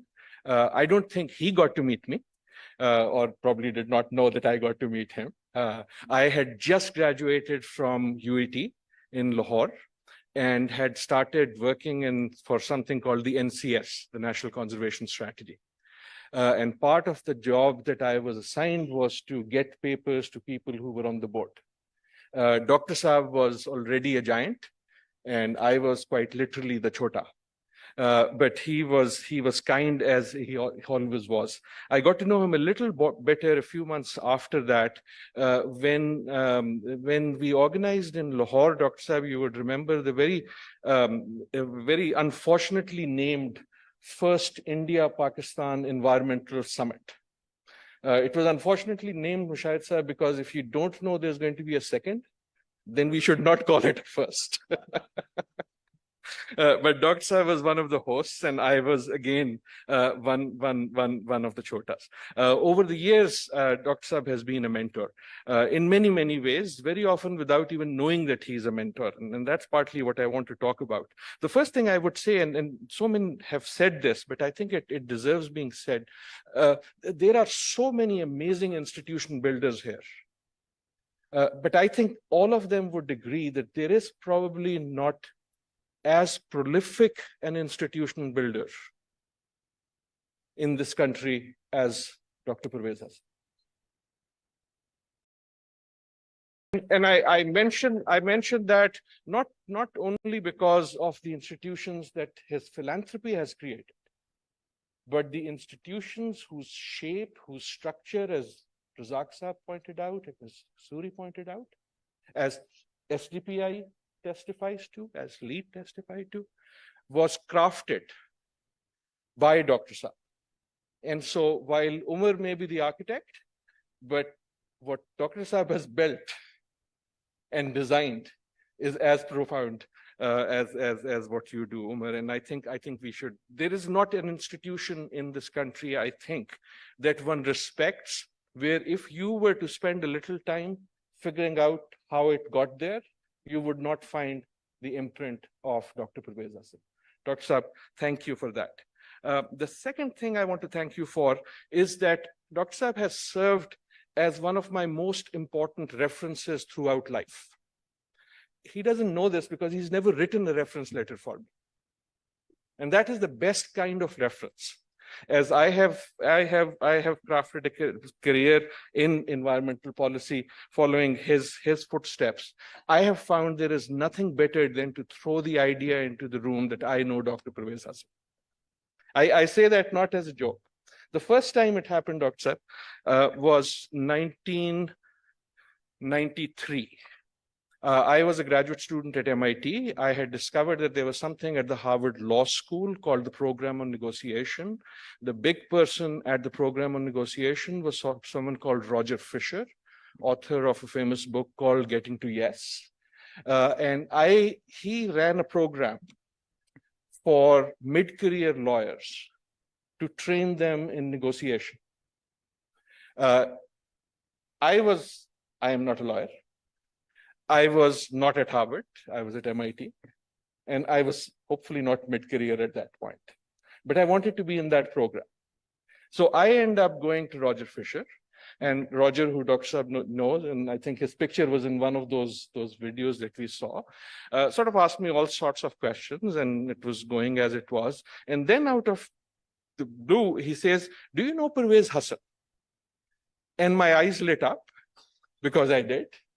And I told some stories and he told some stories and I got what I wanted. And that has been happening to me again and again and again.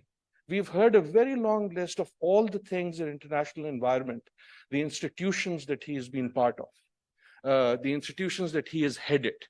And all of that is important. But what I'm here to say is actually much more important than that is the persona and the memories that he has planted in those institutions. Usually, if you're part of lots of institutions, you use your elbow so many times that people have lots of bad memories of you. But I have found it again and again that it is not that he has been in an institution or led an institution, but it is the person of Dr. Pervez Hassan that people remember. This has been happening literally across my career, Dr. Saab. The most recent this happened was early this year, when I was being considered for president of WWF. And as a final stage, there was a committee of the board that wanted to have a chat with me, and we had a chat. I think it went well. And at the end of the chat, Yolanda Kakabatse says, "Do you know Pervez Hassan?" I think that's when I clinched the deal. I mentioned that I was in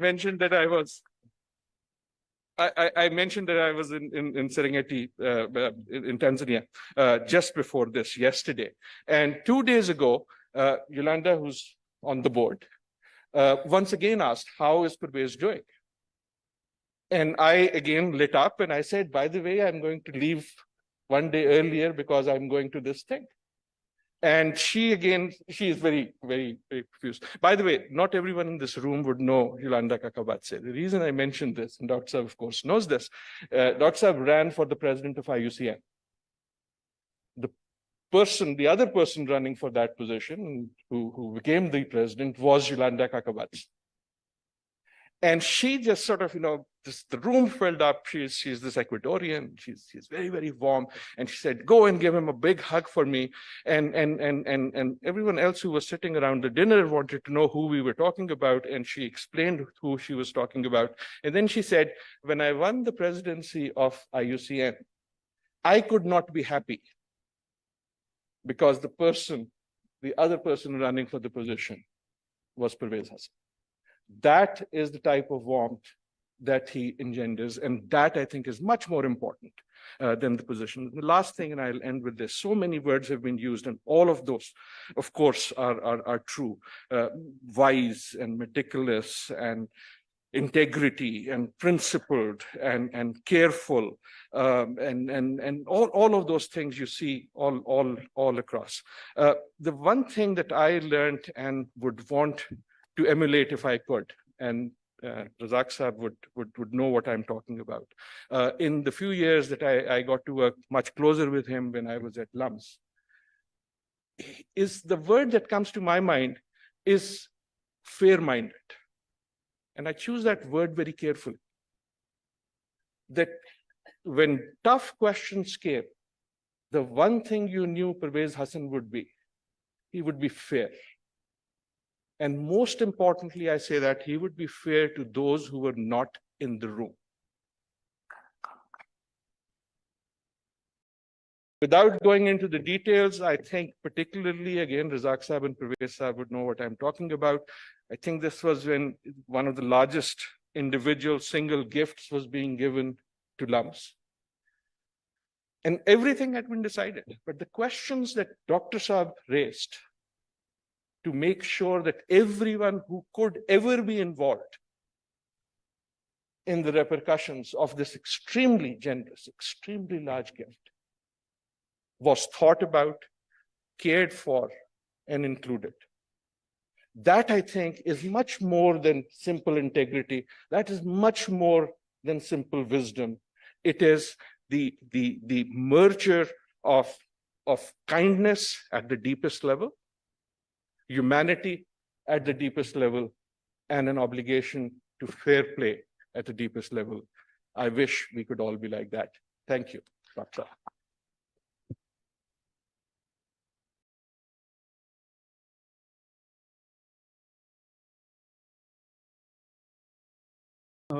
Towards end and before Umar, another member of Pervez fan club, Moid Yusuf.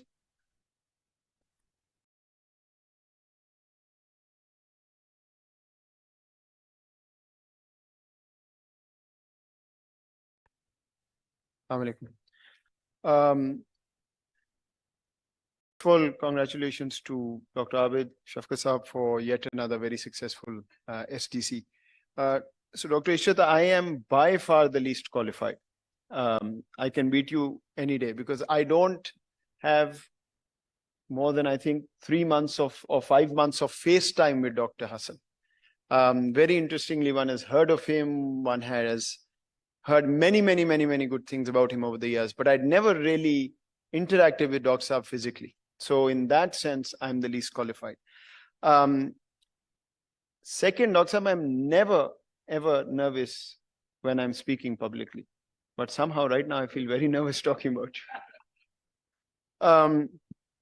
So I actually do have a couple of anecdotes even in these 5 months, if I may take the liberty. So the two characteristics that everybody has spoken about one way or another. One, I think he is the most meticulous person I have come across. And it's a huge problem. Because I am at the receiving end of those board meetings that Dr. Saab sits in and tells you every single thing that you got wrong. So thank you for that, because it is making me a better professional, but sometimes it's not fun. Second, and that's something that has been my life motto, hard work. Even at this age, he doesn't need to, but every single word is read. Everything you send him, you better make sure it's perfect. And then again, I think what Adil Saab said, the kind of questions actually make you a better professional and a better institution. That's what one looks forward to, even if it's tougher than one wants it to be when you're in that moment. So both of these are compliments, Dr. Saab, but I've really, even in this short time, enjoyed what I've seen. When I was contemplating this job, one of the things I asked one of my mentors, who's just spoken before me, that's how young I am, thankfully, Dr. Adil Najam, is, "Bataएं करूं कि नहीं करूं?" So he told me whatever, and then at one point I said कि Dr. Pervez साहब के बारे में बहुत सुना है, तो बात बनेगी कि नहीं बोर्ड पे? And the comment he made told me the kind of person he was talking about. He said, "हाँ, अब जो भी है, whatever. He is the most fair person you will find." And that's exactly the kind of person you want to work with. When you do something wrong, you should be told. When you do something right. And even in the short time that I've engaged with Dr. Saab, I have found that to be absolutely true.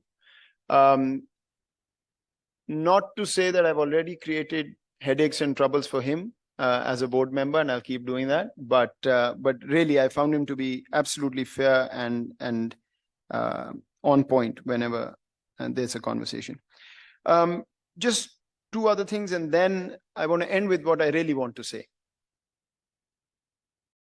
First of all, every day I walk into my office, the first thing I see are two pictures. One of Mr. Hussain Daud's mother, who endowed our School of Visual Arts and Design, and the other one of Dr. Saab's late mother, who, of course, Dr. Saab on her name endowed the architecture school. And one day there was a conversation, somebody came and said, we're doing something for admissions and we need this wall. And the comment made was, "Nahi, wo Dr. Saab board pe." And I said, that's not the conversation. The conversation is a man who has given something to this country that most will never even dream of. Forget about the school and BNU. So that's not coming off. no matter what happens. I don't know him. I've just told you, I literally don't know him, but that's the aura and that's the reputation that he carries, and one has to honor. At BNU, and thank you to our board chairperson for promising on my behalf. I have no intention of hurrying up. So you need to slow down, relax, and have many, many more happy years. But let me just say, it's a place that inspires you every day. And it's a place that intimidates you because it's people like him and madam and others who you look up to. And the worst part of my job is I have no excuse to blame any of them because it's the most professional board I've ever worked with. They're never there to be seen. They're never there to interfere. There's not a conversation. In my 5 months, I don't think I've said yes to either of them even once. So I have no excuse, and we will try our best, and you will hear, inshallah, many more good things. But let me just end by what I really want to say. My peek into Dr. Saab has come from his son, who happens to be my colleague and now Dean of our Architecture School. So lest you get any wrong ideas about a board member's son being dean at the same university, I want to share an anecdote, pain point. When I came in, we didn't have a dean. We've had a legendary dean before Umar, who, in the architecture world is probably the most known in Pakistan. And so I started thinking, when I looked at the school, I realized somebody from inside would be better given the dynamics. And Umar was the obvious choice. So I started talking to Umar and I said, Umar, and he said, nahi, man. And I said, yeah, think about it. Why not? And I could never get an answer out of him. But he kept saying, nahi, main bahut busy hu, practice hai, ye hai, wo hai. And then one day I thought, maybe I should reach out to Dr. Saab and say, before I could do that, on one occasion, Dr. Saab volunteered to tell me that I've told him not to take it. So I didn't say anything, but then I actually thought about it. And once again, the theme is the same. He's the fairest person you can find. So he told me, if I may, Dr. Saab, take the liberty, I just think this is the right decision because of whatever. And then I thought, okay, the only way to get Umar is to tell him, I'm bringing somebody from the outside. That's how much he cares about BNU, practice or whatever aside. And frankly, when you know this gentleman, and if this is the gentleman that's come from there, you know who he is. So it's a privilege for me to know you, Dr. Saab, but even more so now working with Umar. Thank you.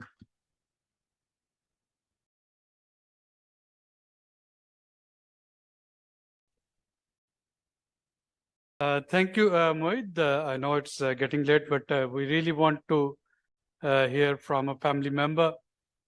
Umar, someone told me, they said that fathers are the first heroes for sons and daughters.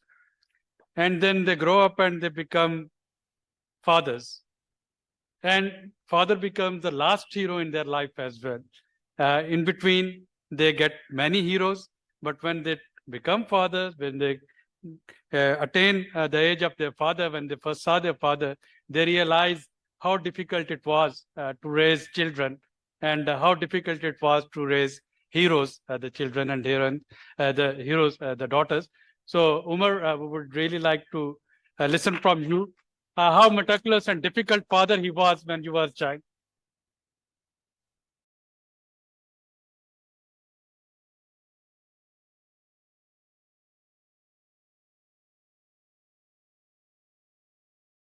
Assalamu alaikum, everyone. Thank you for being here. I feel very privileged to be a part of the speaker roster gathered here today to honor my father at this award ceremony graciously organized by SDPI. Being an architect by profession, I may not be the best person to talk about the distinguished legal career of my father, the other speakers tonight having a far deeper insight on the subject. I can, however, talk about the values espoused by him in the raising of his children, my sister Yasmin and I, These values and the application of them in his own life, no matter the cost, have been instrumental in the success and recognition earned by him in his professional career and in the development and subsequent trajectory of our lives. My father believes that the foremost quality of a person's character is integrity, which encompasses the values of honesty, equity, and fairness, things that most other people have talked about as well. Honesty does not simply mean the absence of falsehood, but the idea of staying true to an ideal, a principle, or a concept. My father's office is his temple, and he always takes his work, his commitment, professional or otherwise, with a great deal of seriousness, intensity, and honesty. He has always stood up for what he believed to be true and correct, even in circumstances where this came at a personal cost. Being non-partisan in an extremely selfish and polarized world, and standing tall for what he believes to be rational and correct, have earned him the trust and respect of many. Despite not holding any official title or designation, I have personally witnessed people in positions of high authority going the distance in the pursuit of fulfilling his requests. This is because all who know him or know of him realize that his requests are never in his own personal interests, but are rather geared towards the larger picture in benefit of society and country. This honesty of intent, single-minded and focused, is something that is integral to his DNA and defines his personal and professional life. Work hard, give it your all, and leave the rest to God is something I've heard from my father for all my life. This is the second value that has been inculcated in us by him from a very, very young age. I guess the idea of rigor, of working hard and working intensely stems from the idea of being honest and sincere with your work. One may not succeed in a particular endeavor, but it should never be due to a lack of effort. My father works extremely hard and fully immerses himself in the task at hand. I am sure most of the other speakers today will bear witness to this. Rigor and the pursuit of perfection have driven him to achieve great results in his professional life. The numerous young legal minds, some of them friends of mine, that have swum through the gauntlet at Hassan & Hassan Advocates bear testament to the pressure of working with my father and his unfettered and unrestrained impatience with incompetence. These young minds have benefited immensely from the unforgiving demand to produce creative, factually correct, and conceptually robust documents. We all know that true genius is 1% inspiration and 99% perspiration. Watching all this as my sister and I grew up made us realize that creativity and innovation are the essential attributes of any human activity or profession, and rigor is the key that unlocks this latent potential. The value of an idea is in its execution, not in the idea itself. This is something that has resonated with me and is a value that I try hard to pass on to my students at RHSA at BNU.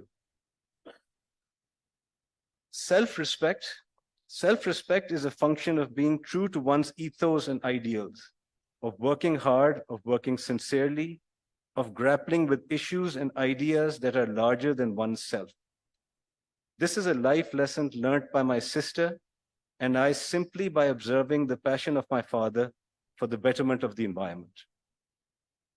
His commitment to the ideals of a sustainable planet for generations to follow led to his dedicating the prime years of his life, pro bono, I may add, towards this goal.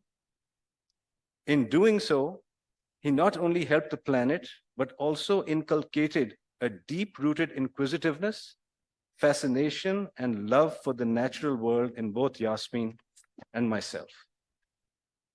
Nothing in life is free, I often heard him say. everything carries consequence. Consequently, well, no pun intended, both Yasmin and I have gone on to live our lives in the pursuit of goals larger than ourselves. She as a renowned gender rights lawyer and activist, and myself, more modestly, a teacher of design.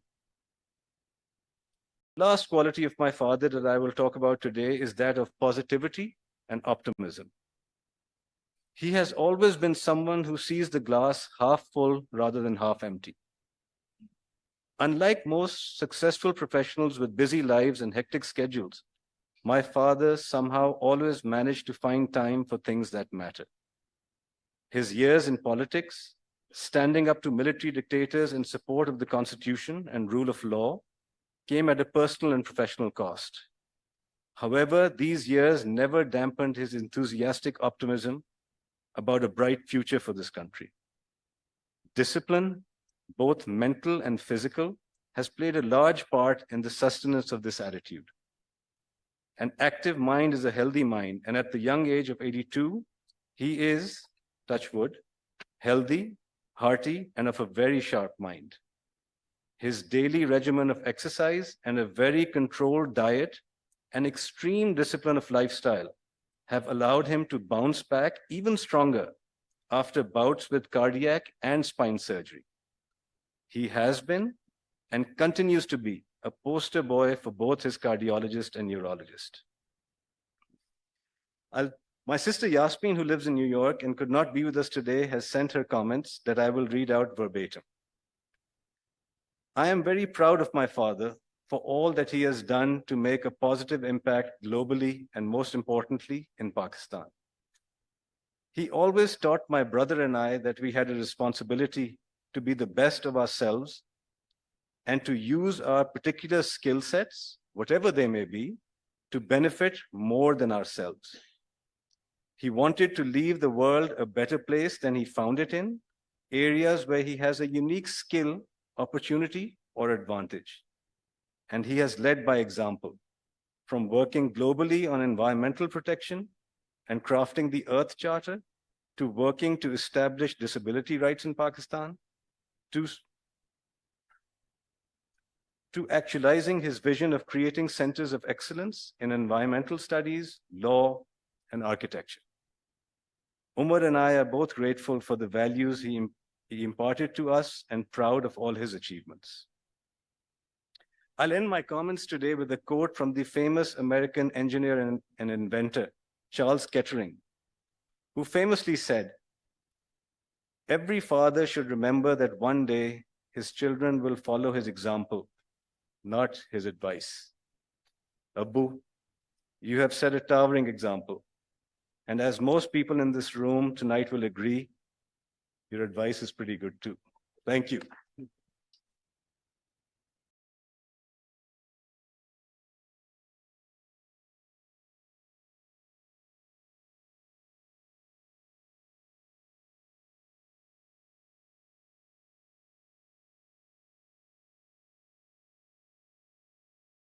Thank you very much. Now, to present the SDPI's Living Legend Series Award 2023, I would request Shafkat Kakhel Saab, Chairperson Board of Governor, SDPI, to present award to Dr. Parvez Hassan.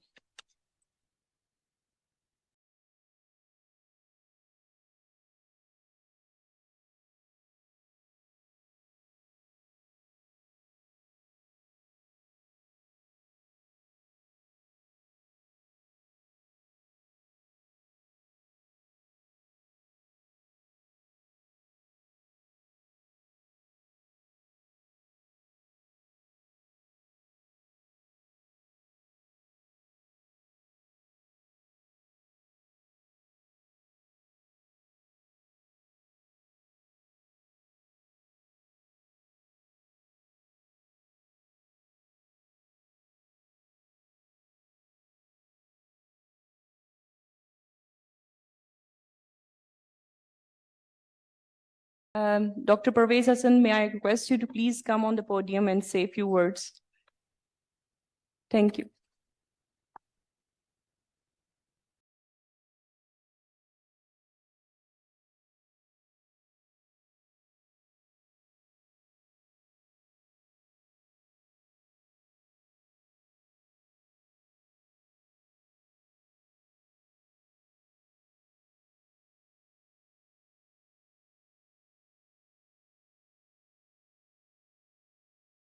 Bismillahirrahmanirrahim. This is going so well. I think we should allow this segment to continue. बहुत वक्त हो गया है, आपको 6:30 से 8 बुलाया था, मैं वक्त देख रहा हूँ 9। अगर मेरी भी जिम्मेवारी आज मुझे जो अवार्ड मिला है, I have to respond to accept that award, which I have just done before you. I see many friends, I see many well-wishers, I see many who've traveled from out of Islamabad to be here. मैं सबका आपका शुक्रिया अदा करना चाहता हूँ. I could include you in the salutation, but the time I have will only allow the salutations and nothing for me to say. So I really wanted to address you all as distinguished guests. And I wanted to begin by saying that receiving in 2021 the Government College University Lifetime Achievement Award, and tonight the SDPI Living Legend Award 2023 is most humbling. These are blessings that would shine any lifetime. I'm overwhelmed with gratitude. Thank you, SDPI. Thank you, its board of directors and its leadership, Shaukat Kaka Khail and Abid Suluri, for this honor. I'm grateful to all of you who have joined to honor me and my family this happy evening, and particularly the speakers who spoke so engagingly about my efforts in life. A big thank you to all of you. All of you, and I want to begin with my son, Omar Hassan, Justice Mansoor Ali Shah, Professor Nixon Robertson, Sayyid Babar Ali, Razak Daud, Nasreen Kasuri, Mushahid Hussain Sayyid, Javed Jabbar, Shahid Kardar, Shahid Malik, Ahmed Bilal Mehboob, Ali Kuli Khatak, Farid Asruddin, Adil Najam, Muid Yusuf, and Ishrat Hussain. A big thank you to all of you.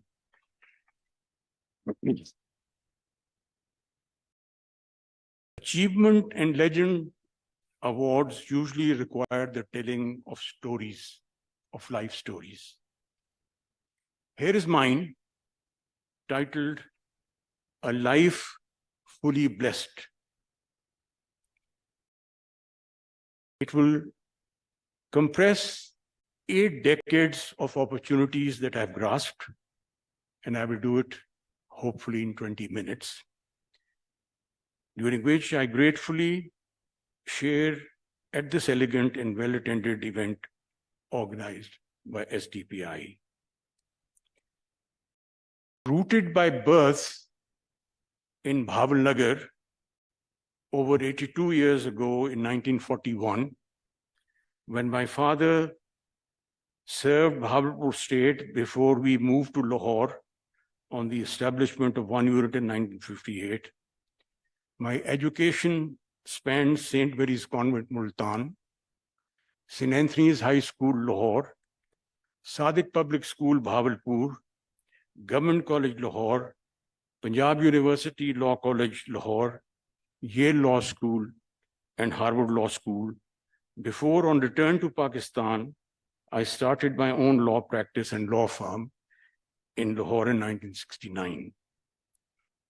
I'd also by then represented Pakistan at the age of 9 at the 7th World Boy Scout Jamboree in Austria in 1951, and at about 13 at the 8th World Boy Scout Jamboree in Niagara-on-the-Lake in Canada in 1955.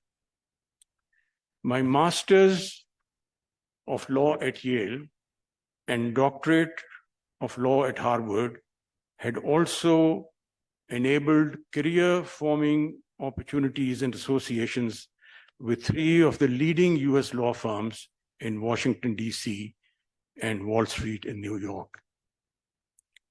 The landscape for law practice in Pakistan at that time, in early 1970s, that's when I came back, particularly was led by a few legal giants, Sardar Muhammad Iqbal and S.M. Zafar being foremost amongst them. But lawyering was singly powered by individuals and fed general practice, combining all fields, criminal, civil, constitutional, tax and revenue, and crowdingly clustered around the courts. When I set up my law office in Wapda House and held out a specialization for company and corporate law and transactional work outside the traditional turf of litigation, I was ridiculed as erring outside the mainstream, who well-wishers wished would return as a prodigal colleague. I professionalized law practice through a law firm that pioneeringly paid regular salaries to associates. I introduced this term and this description of younger colleagues who were so-called juniors. I structured a regular consulting and counseling through appointments and meetings at my office, and with meticulous regard to punctuality and meeting the agreed timelines of professional commitments. A dedicated commitment to professional ethics, conflict of interest, integrity, transparency, and subordinating financial opportunities to sometimes unpopular legal opinions all pointed to a new trend of lawyering in Pakistan.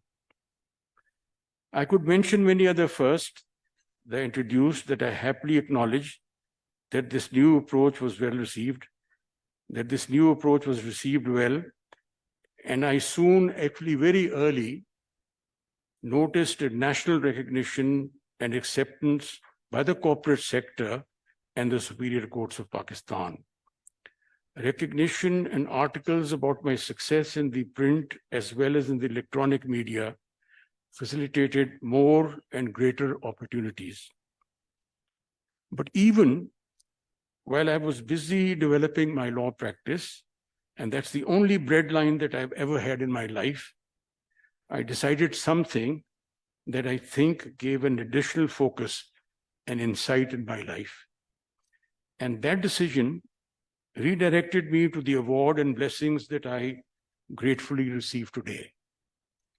The decision on day one of my professional life, when meeting my personal and family living expenses was a challenge, was this: that I would open my door to any person from anywhere in Pakistan, known and unknown, and provide free, extended legal support for all their legal work if it were a charitable project and if the sponsors would not take a paisa home out of the project.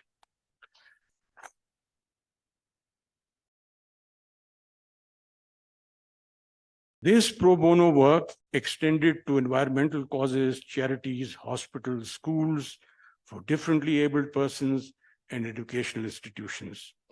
This became the basis of my foundational and governance support to LUMS, to Shaukat Khanam Hospital, to the Citizens Foundation, to the Sustainable Development Policy Institute, to the Child Care Foundation, to the Beacon House National University, to Namal University, to Lead Pakistan, and for my serving on the governing bodies of many colleges and universities and non-profit organizations, including Government College, University, HSN College, National College of Arts, WWF Pakistan, and the National Society for Mentally and Emotionally Handicapped Children. My pro bono association with the environment has, as many of you have mentioned, been the love of my life. It started with the opportunity provided by the United Nations Economic and Social Commission for Asia and Pacific, SCAP as it is known, to undertake the pioneering status of environmental protection legislation in the SCAP region, and this was in 1978. This study followed visits including to Australia, Indonesia, Japan, New Zealand, Nepal, Papua New Guinea, Philippines, South Korea, and Thailand. The next major opportunity to provide global leadership to the efforts in the development of environmental law came as chairman of the World Commission on Environmental Law, IUCN, from 1990 to 1996, and as a board member of LEAD International and as chairman, LEAD Pakistan.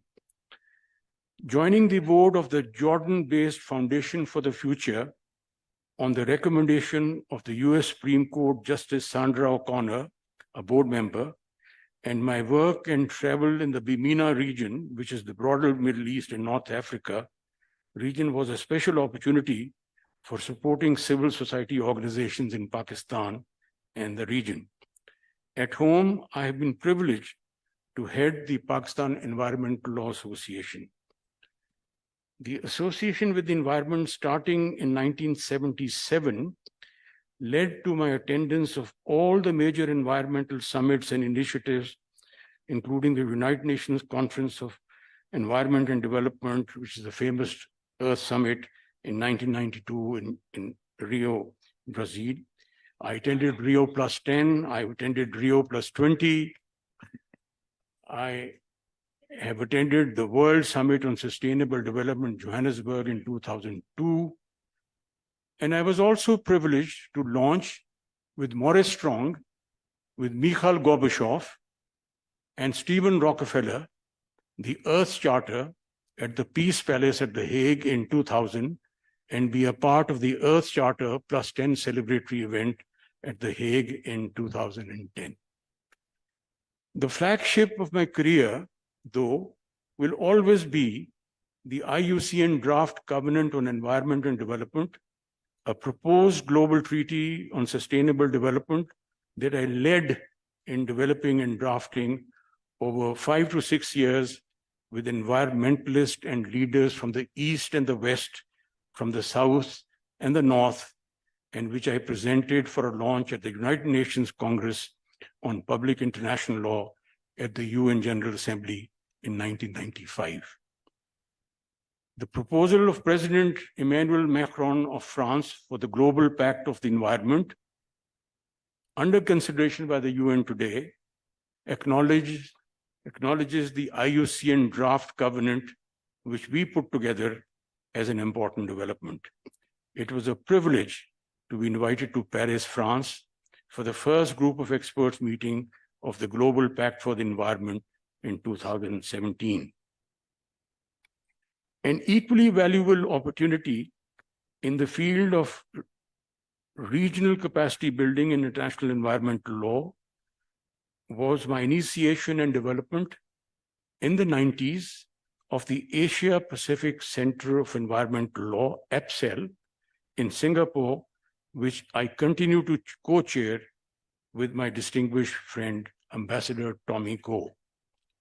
The APCEL alumni have already contributed to environmental rule of law and justice on their return to their countries. And I think Justice Mansoor Ali Shah Sahab talked about it. The noteworthy examples are of Mr. Justice Sayyid Mansoor Ali Shah, Supreme Court of Pakistan, and I'm grateful for you being here today, sir, and Mr. Justice Jawad Hassan, Lahore High Court. Thank you, Jawad. It was humbling to be tributed as an honoree at the APCEL +20 anniversary celebrations at the National University of Singapore in 2016.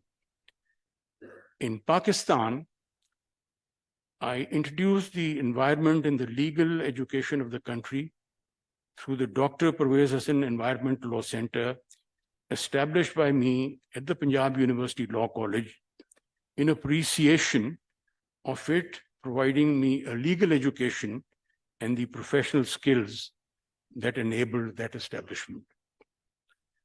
Recognition for my global work in the environment came in my inclusion in the United Nations, by the United Nations as an eminent person in the Asia Pacific Environmental Persons Forum, which was held in Tokyo in Japan in 2001, which led to the Asia Pacific Forum of Environment and Development, and in whose work I actively participated in the following decade. I was also included in the UN Regional Roundtable of Eminent Persons for Central Asia and South Asia, which was held in Bishkek, Kyrgyzstan in the same year. The association with APFED, which was the Asia Pacific Forum of Environment and Development for the decade 2001 to 2010, and with its chairman, Ryotaro Hashimoto, who was the former Prime Minister of Japan, and Yorika Kawaguchi, the former Foreign Minister of Japan, led to several personal friendships, including with some of the members, Amil Salim from Indonesia, Raza Makhroun from Iran, and Silito Habito from the Philippines. Its work involved extensive travel, about 20 visits in the ESCAP region, including to Japan, Thailand, Indonesia, China, Mongolia, Palau, Sri Lanka, Kazakhstan, Iran, Australia, and the Philippines. Also welcome was the invitation as one of the few non-judges to address the Global Judges Symposium on Sustainable Development and the Rule of Law, held with the World Summit on Sustainable Development in Johannesburg, South Africa in 2002. It was at this plenary event, attended by most of the Chief Justices of the world, that I paid a personal tribute to the leadership of environmental causes in the South Asia region by Mr. Justice Salim Akhtar, who had authored the groundbreaking environmental law Shahrazad judgment for the Supreme Court of Pakistan, which Tariq has talked about. I also participated in the World Congress on Justice, Governance, and Law for Environmental Sustainability in 2012 in Rio de Janeiro, Brazil, and its preparatory meeting held earlier in Buenos Aires, Argentina, the same year. These recognitions were typical of the numerous opportunities for me to speak, for me to chair, or for me to keynote at important environmental law conferences in over 40 countries all over the world. For my efforts for the developing countries, I was privileged to present a keynote address, The Role of Developing Countries in the Development of International Environmental Law, at the World Congress on Environmental Law, which was held in 2016 in Rio de Janeiro, Brazil. My work has gratefully been acknowledged. Mona, you can count this now. In several international awards and citations by the United Nations and other bodies. I got the Global 500 Roll of Honor by the United Nations Environment Programme, conferred in Stockholm, Sweden in 1991. The honorary membership of the IUCN conferred by the IUCN, the World Conservation Congress, in Amman, Jordan in 2000. The Elizabeth Hope Prize in 1998, awarded in Brussels. A tribute to Pervez Hassan at the 7th International Conference on Environmental Law in Sao Paulo, Brazil in 2003. And the Wolfgang Burhane Award at the IUCN World Conservation Congress in Barcelona, Spain in 2008. But before tonight, my most cherished award has been the recent Lifetime Achievement Award 2021 from Government College University, Lahore. This is the college from where, following 4 career building years, 1955 to 59, I graduated with a BA in 1959 to start my legal education at the Punjab University Law College, Lahore. The smell of success is always sweet, but it is sweetest when it comes from an alma mater that has played a formative role in your life. In Pakistan, after being the first to introduce the environment in the country as early as in 1977, to initial ridicule and opposition, I was associated with the drafting of the Pakistan Environment Protection Ordinance in 1983 and the later Pakistan Environment Protection Act of 1997. My journey through judicial activism was jump-started by my success in the internationally acclaimed Shala Zia case that I argued before the Supreme Court of Pakistan. Tariq Bnori has talked about this particular case. He was heading the SDPI and he gave me this opportunity to argue this case. And it was pioneeringly held in this case by the Supreme Court in 1994 that the right to the environment, although not specifically included in the Constitution of Pakistan, was considered implicit and included in the fundamental right to life and dignity covered in Articles 9 and 14 of the Constitution. This opened the door, and it opened quite wide, and spawned public interest litigation on environmental matters all over the country. There are other remarkable jurisprudential developments post-Shala Zia. The Supreme Court and the Lahore and Islamabad High Courts have, first on my suggestion, used commissions in resolving complex environmental disputes before them, and invariably appointed me as chair of such commissions.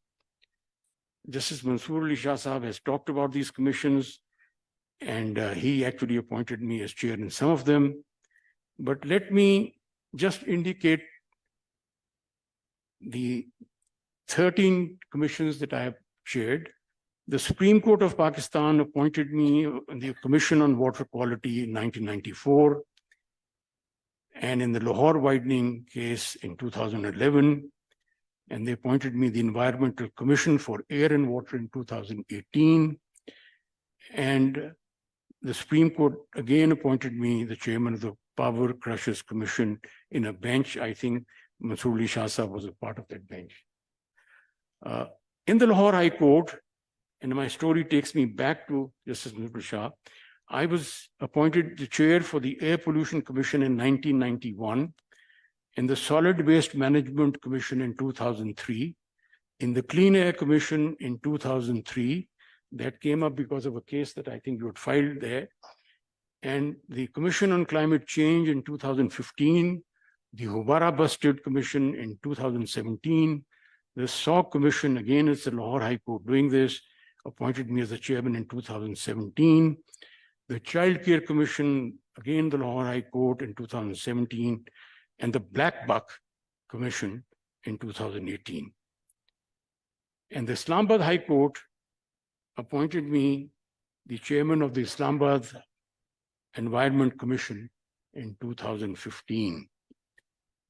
This work on the commissions has resonated in and outside Pakistan and is covered in my book, Resolving Environmental Disputes in Pakistan, The Role of Judicial Commissions, published by the Pakistan Law House in 2018. But in spite of a busy life, I found time to regularly write op-eds for many newspapers and opinion makers such as Outlook and Mazhar Ali Khan's Viewpoint, and for law journals in and outside Pakistan. In addition, I never, ever declined an invitation to address all over Pakistan, any school, any college, any fora, such as Rotary Club, to disseminate my message on environmental and sustainable development. I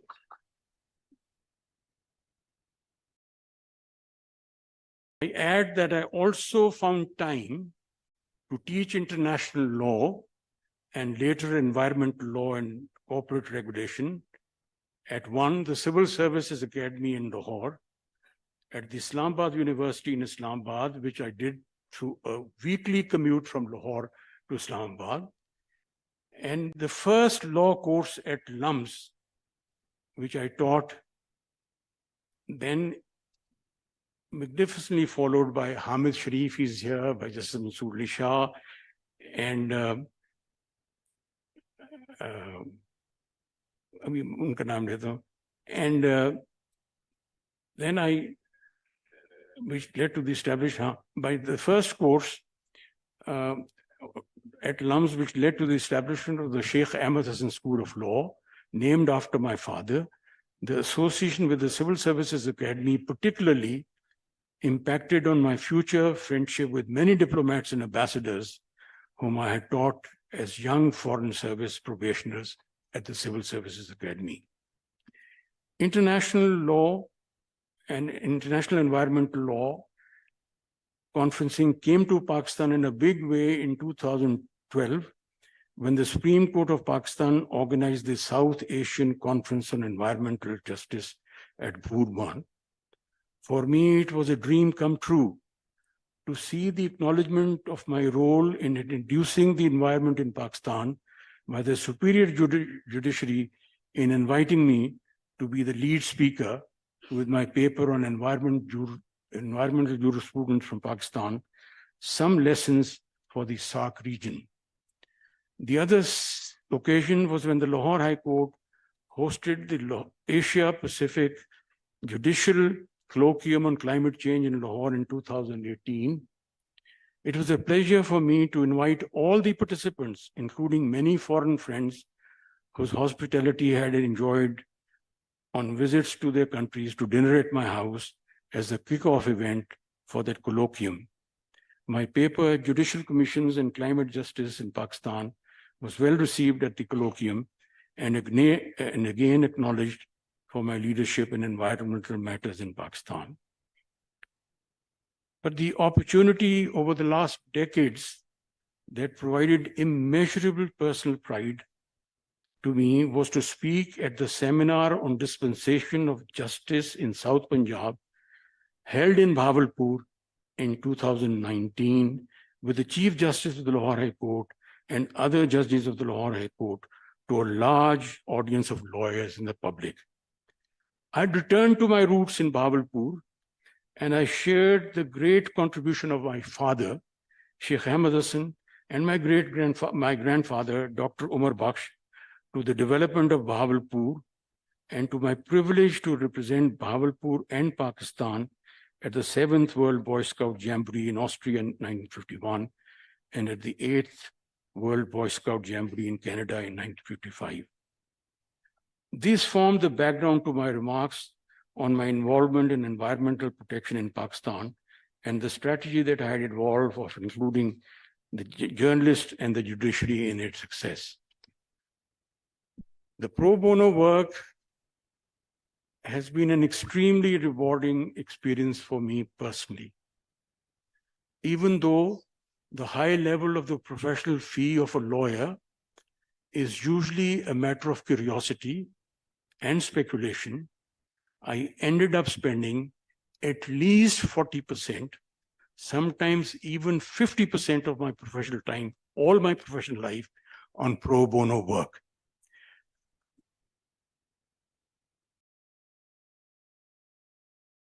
My parents, Razia and Sheikh Ahmed Hassan, would be proud of this.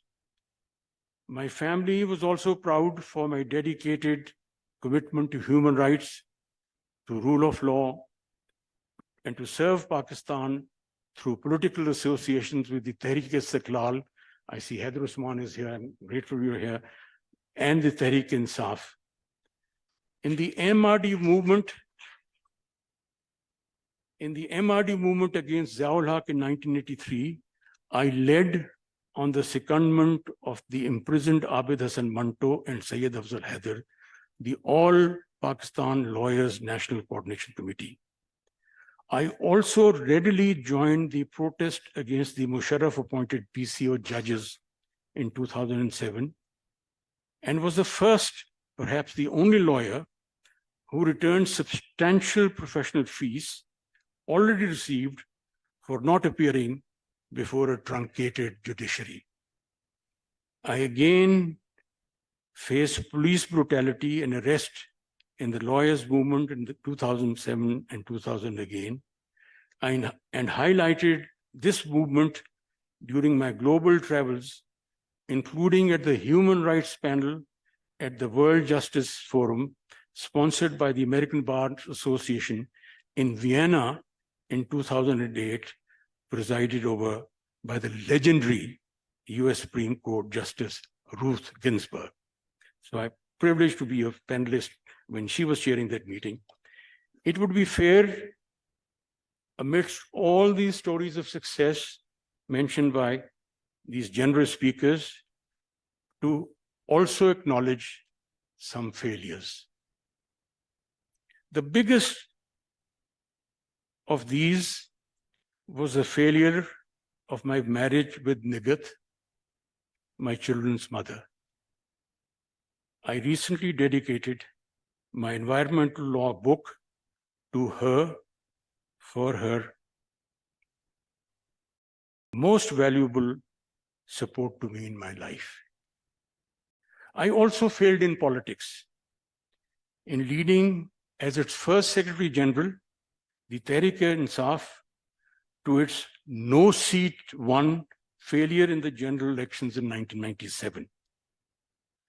My leadership in the IUCN, the most respected environmental organization in the world, was acknowledged as a request, was acknowledged to a request that I offer myself, which I did unsuccessfully, for its presidency at the IUCN World Congresses in Montreal. And I think, Adil, you talked about Yolanda Kakabatse in Montreal in 1996 and Bangkok in 2004. But all lives are a mix of challenges, successes, and failures. One should not be deterred by failures, particularly if they are offset by a few successes. Much of what I've shared tonight with you has been available on YouTube and other soft media channels. Many have seen these, but I'm particularly happy when young lawyers find my experiences and messages motivational and helpful in their life. It has been a blessed life with so much bounty to be grateful for. The most precious, my family, my children, Yasmin, Umar, Fatma, and my grandchildren, Zishan, Zaki, and Natasha. Thank you for being here. Thank you, Fatma. As many as could are here to join my gratitude to you. Harvard Law educated Yasmin rose to an international standing as leading her international non-profit organization, Equality Now, to the International Gender Equality Prize of euros 300,000 awarded by the government of Finland in 2019. And she was the second awardee after the inaugural winner, the German Chancellor, Angela Merkel, in 2017.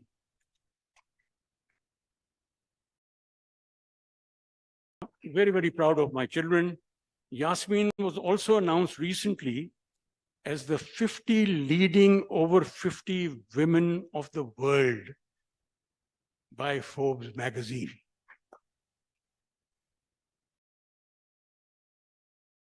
And as far as my son is concerned, I've let Mona and Muid do that job.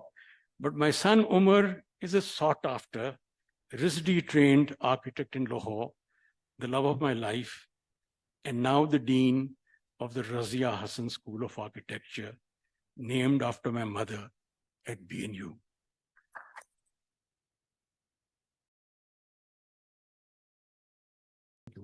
And my daughter-in-law, Fatma, who's here with us tonight, has a busy professional life, including helping the Nishat Group in designing its outlets in Pakistan and the Gulf. And I have immense hope and plenty of prayers for the happy, healthy, and successful futures of my three grandchildren, Zishan, Zaki, and Natasha.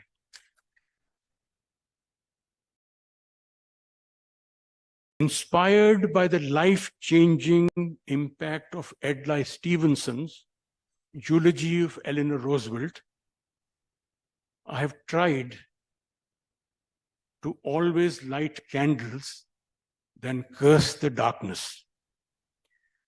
To sum up a life fully blessed, if I have to pick some words that have provided a compass for my life, these would be vision, integrity, honesty, trust and respect, gratitude, as acknowledged in my book, Stories of Gratitude, hard work, thoroughness, punctuality, fairness, and very importantly, the ability to enjoy the success of others.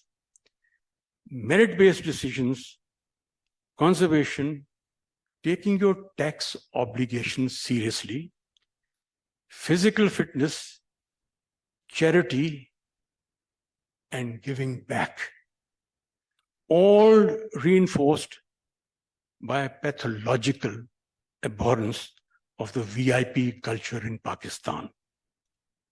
In the end, it is with much joy and happiness that I dedicate the SDPI Living Legend Award 2023 to all of you who believed in me and the others who had faith in me and gave me an opportunity to give back to society.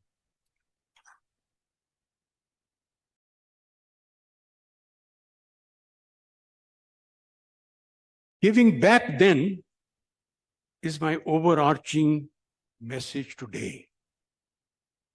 Possibly a swan song, and I hope my legacy for this distinguished gathering.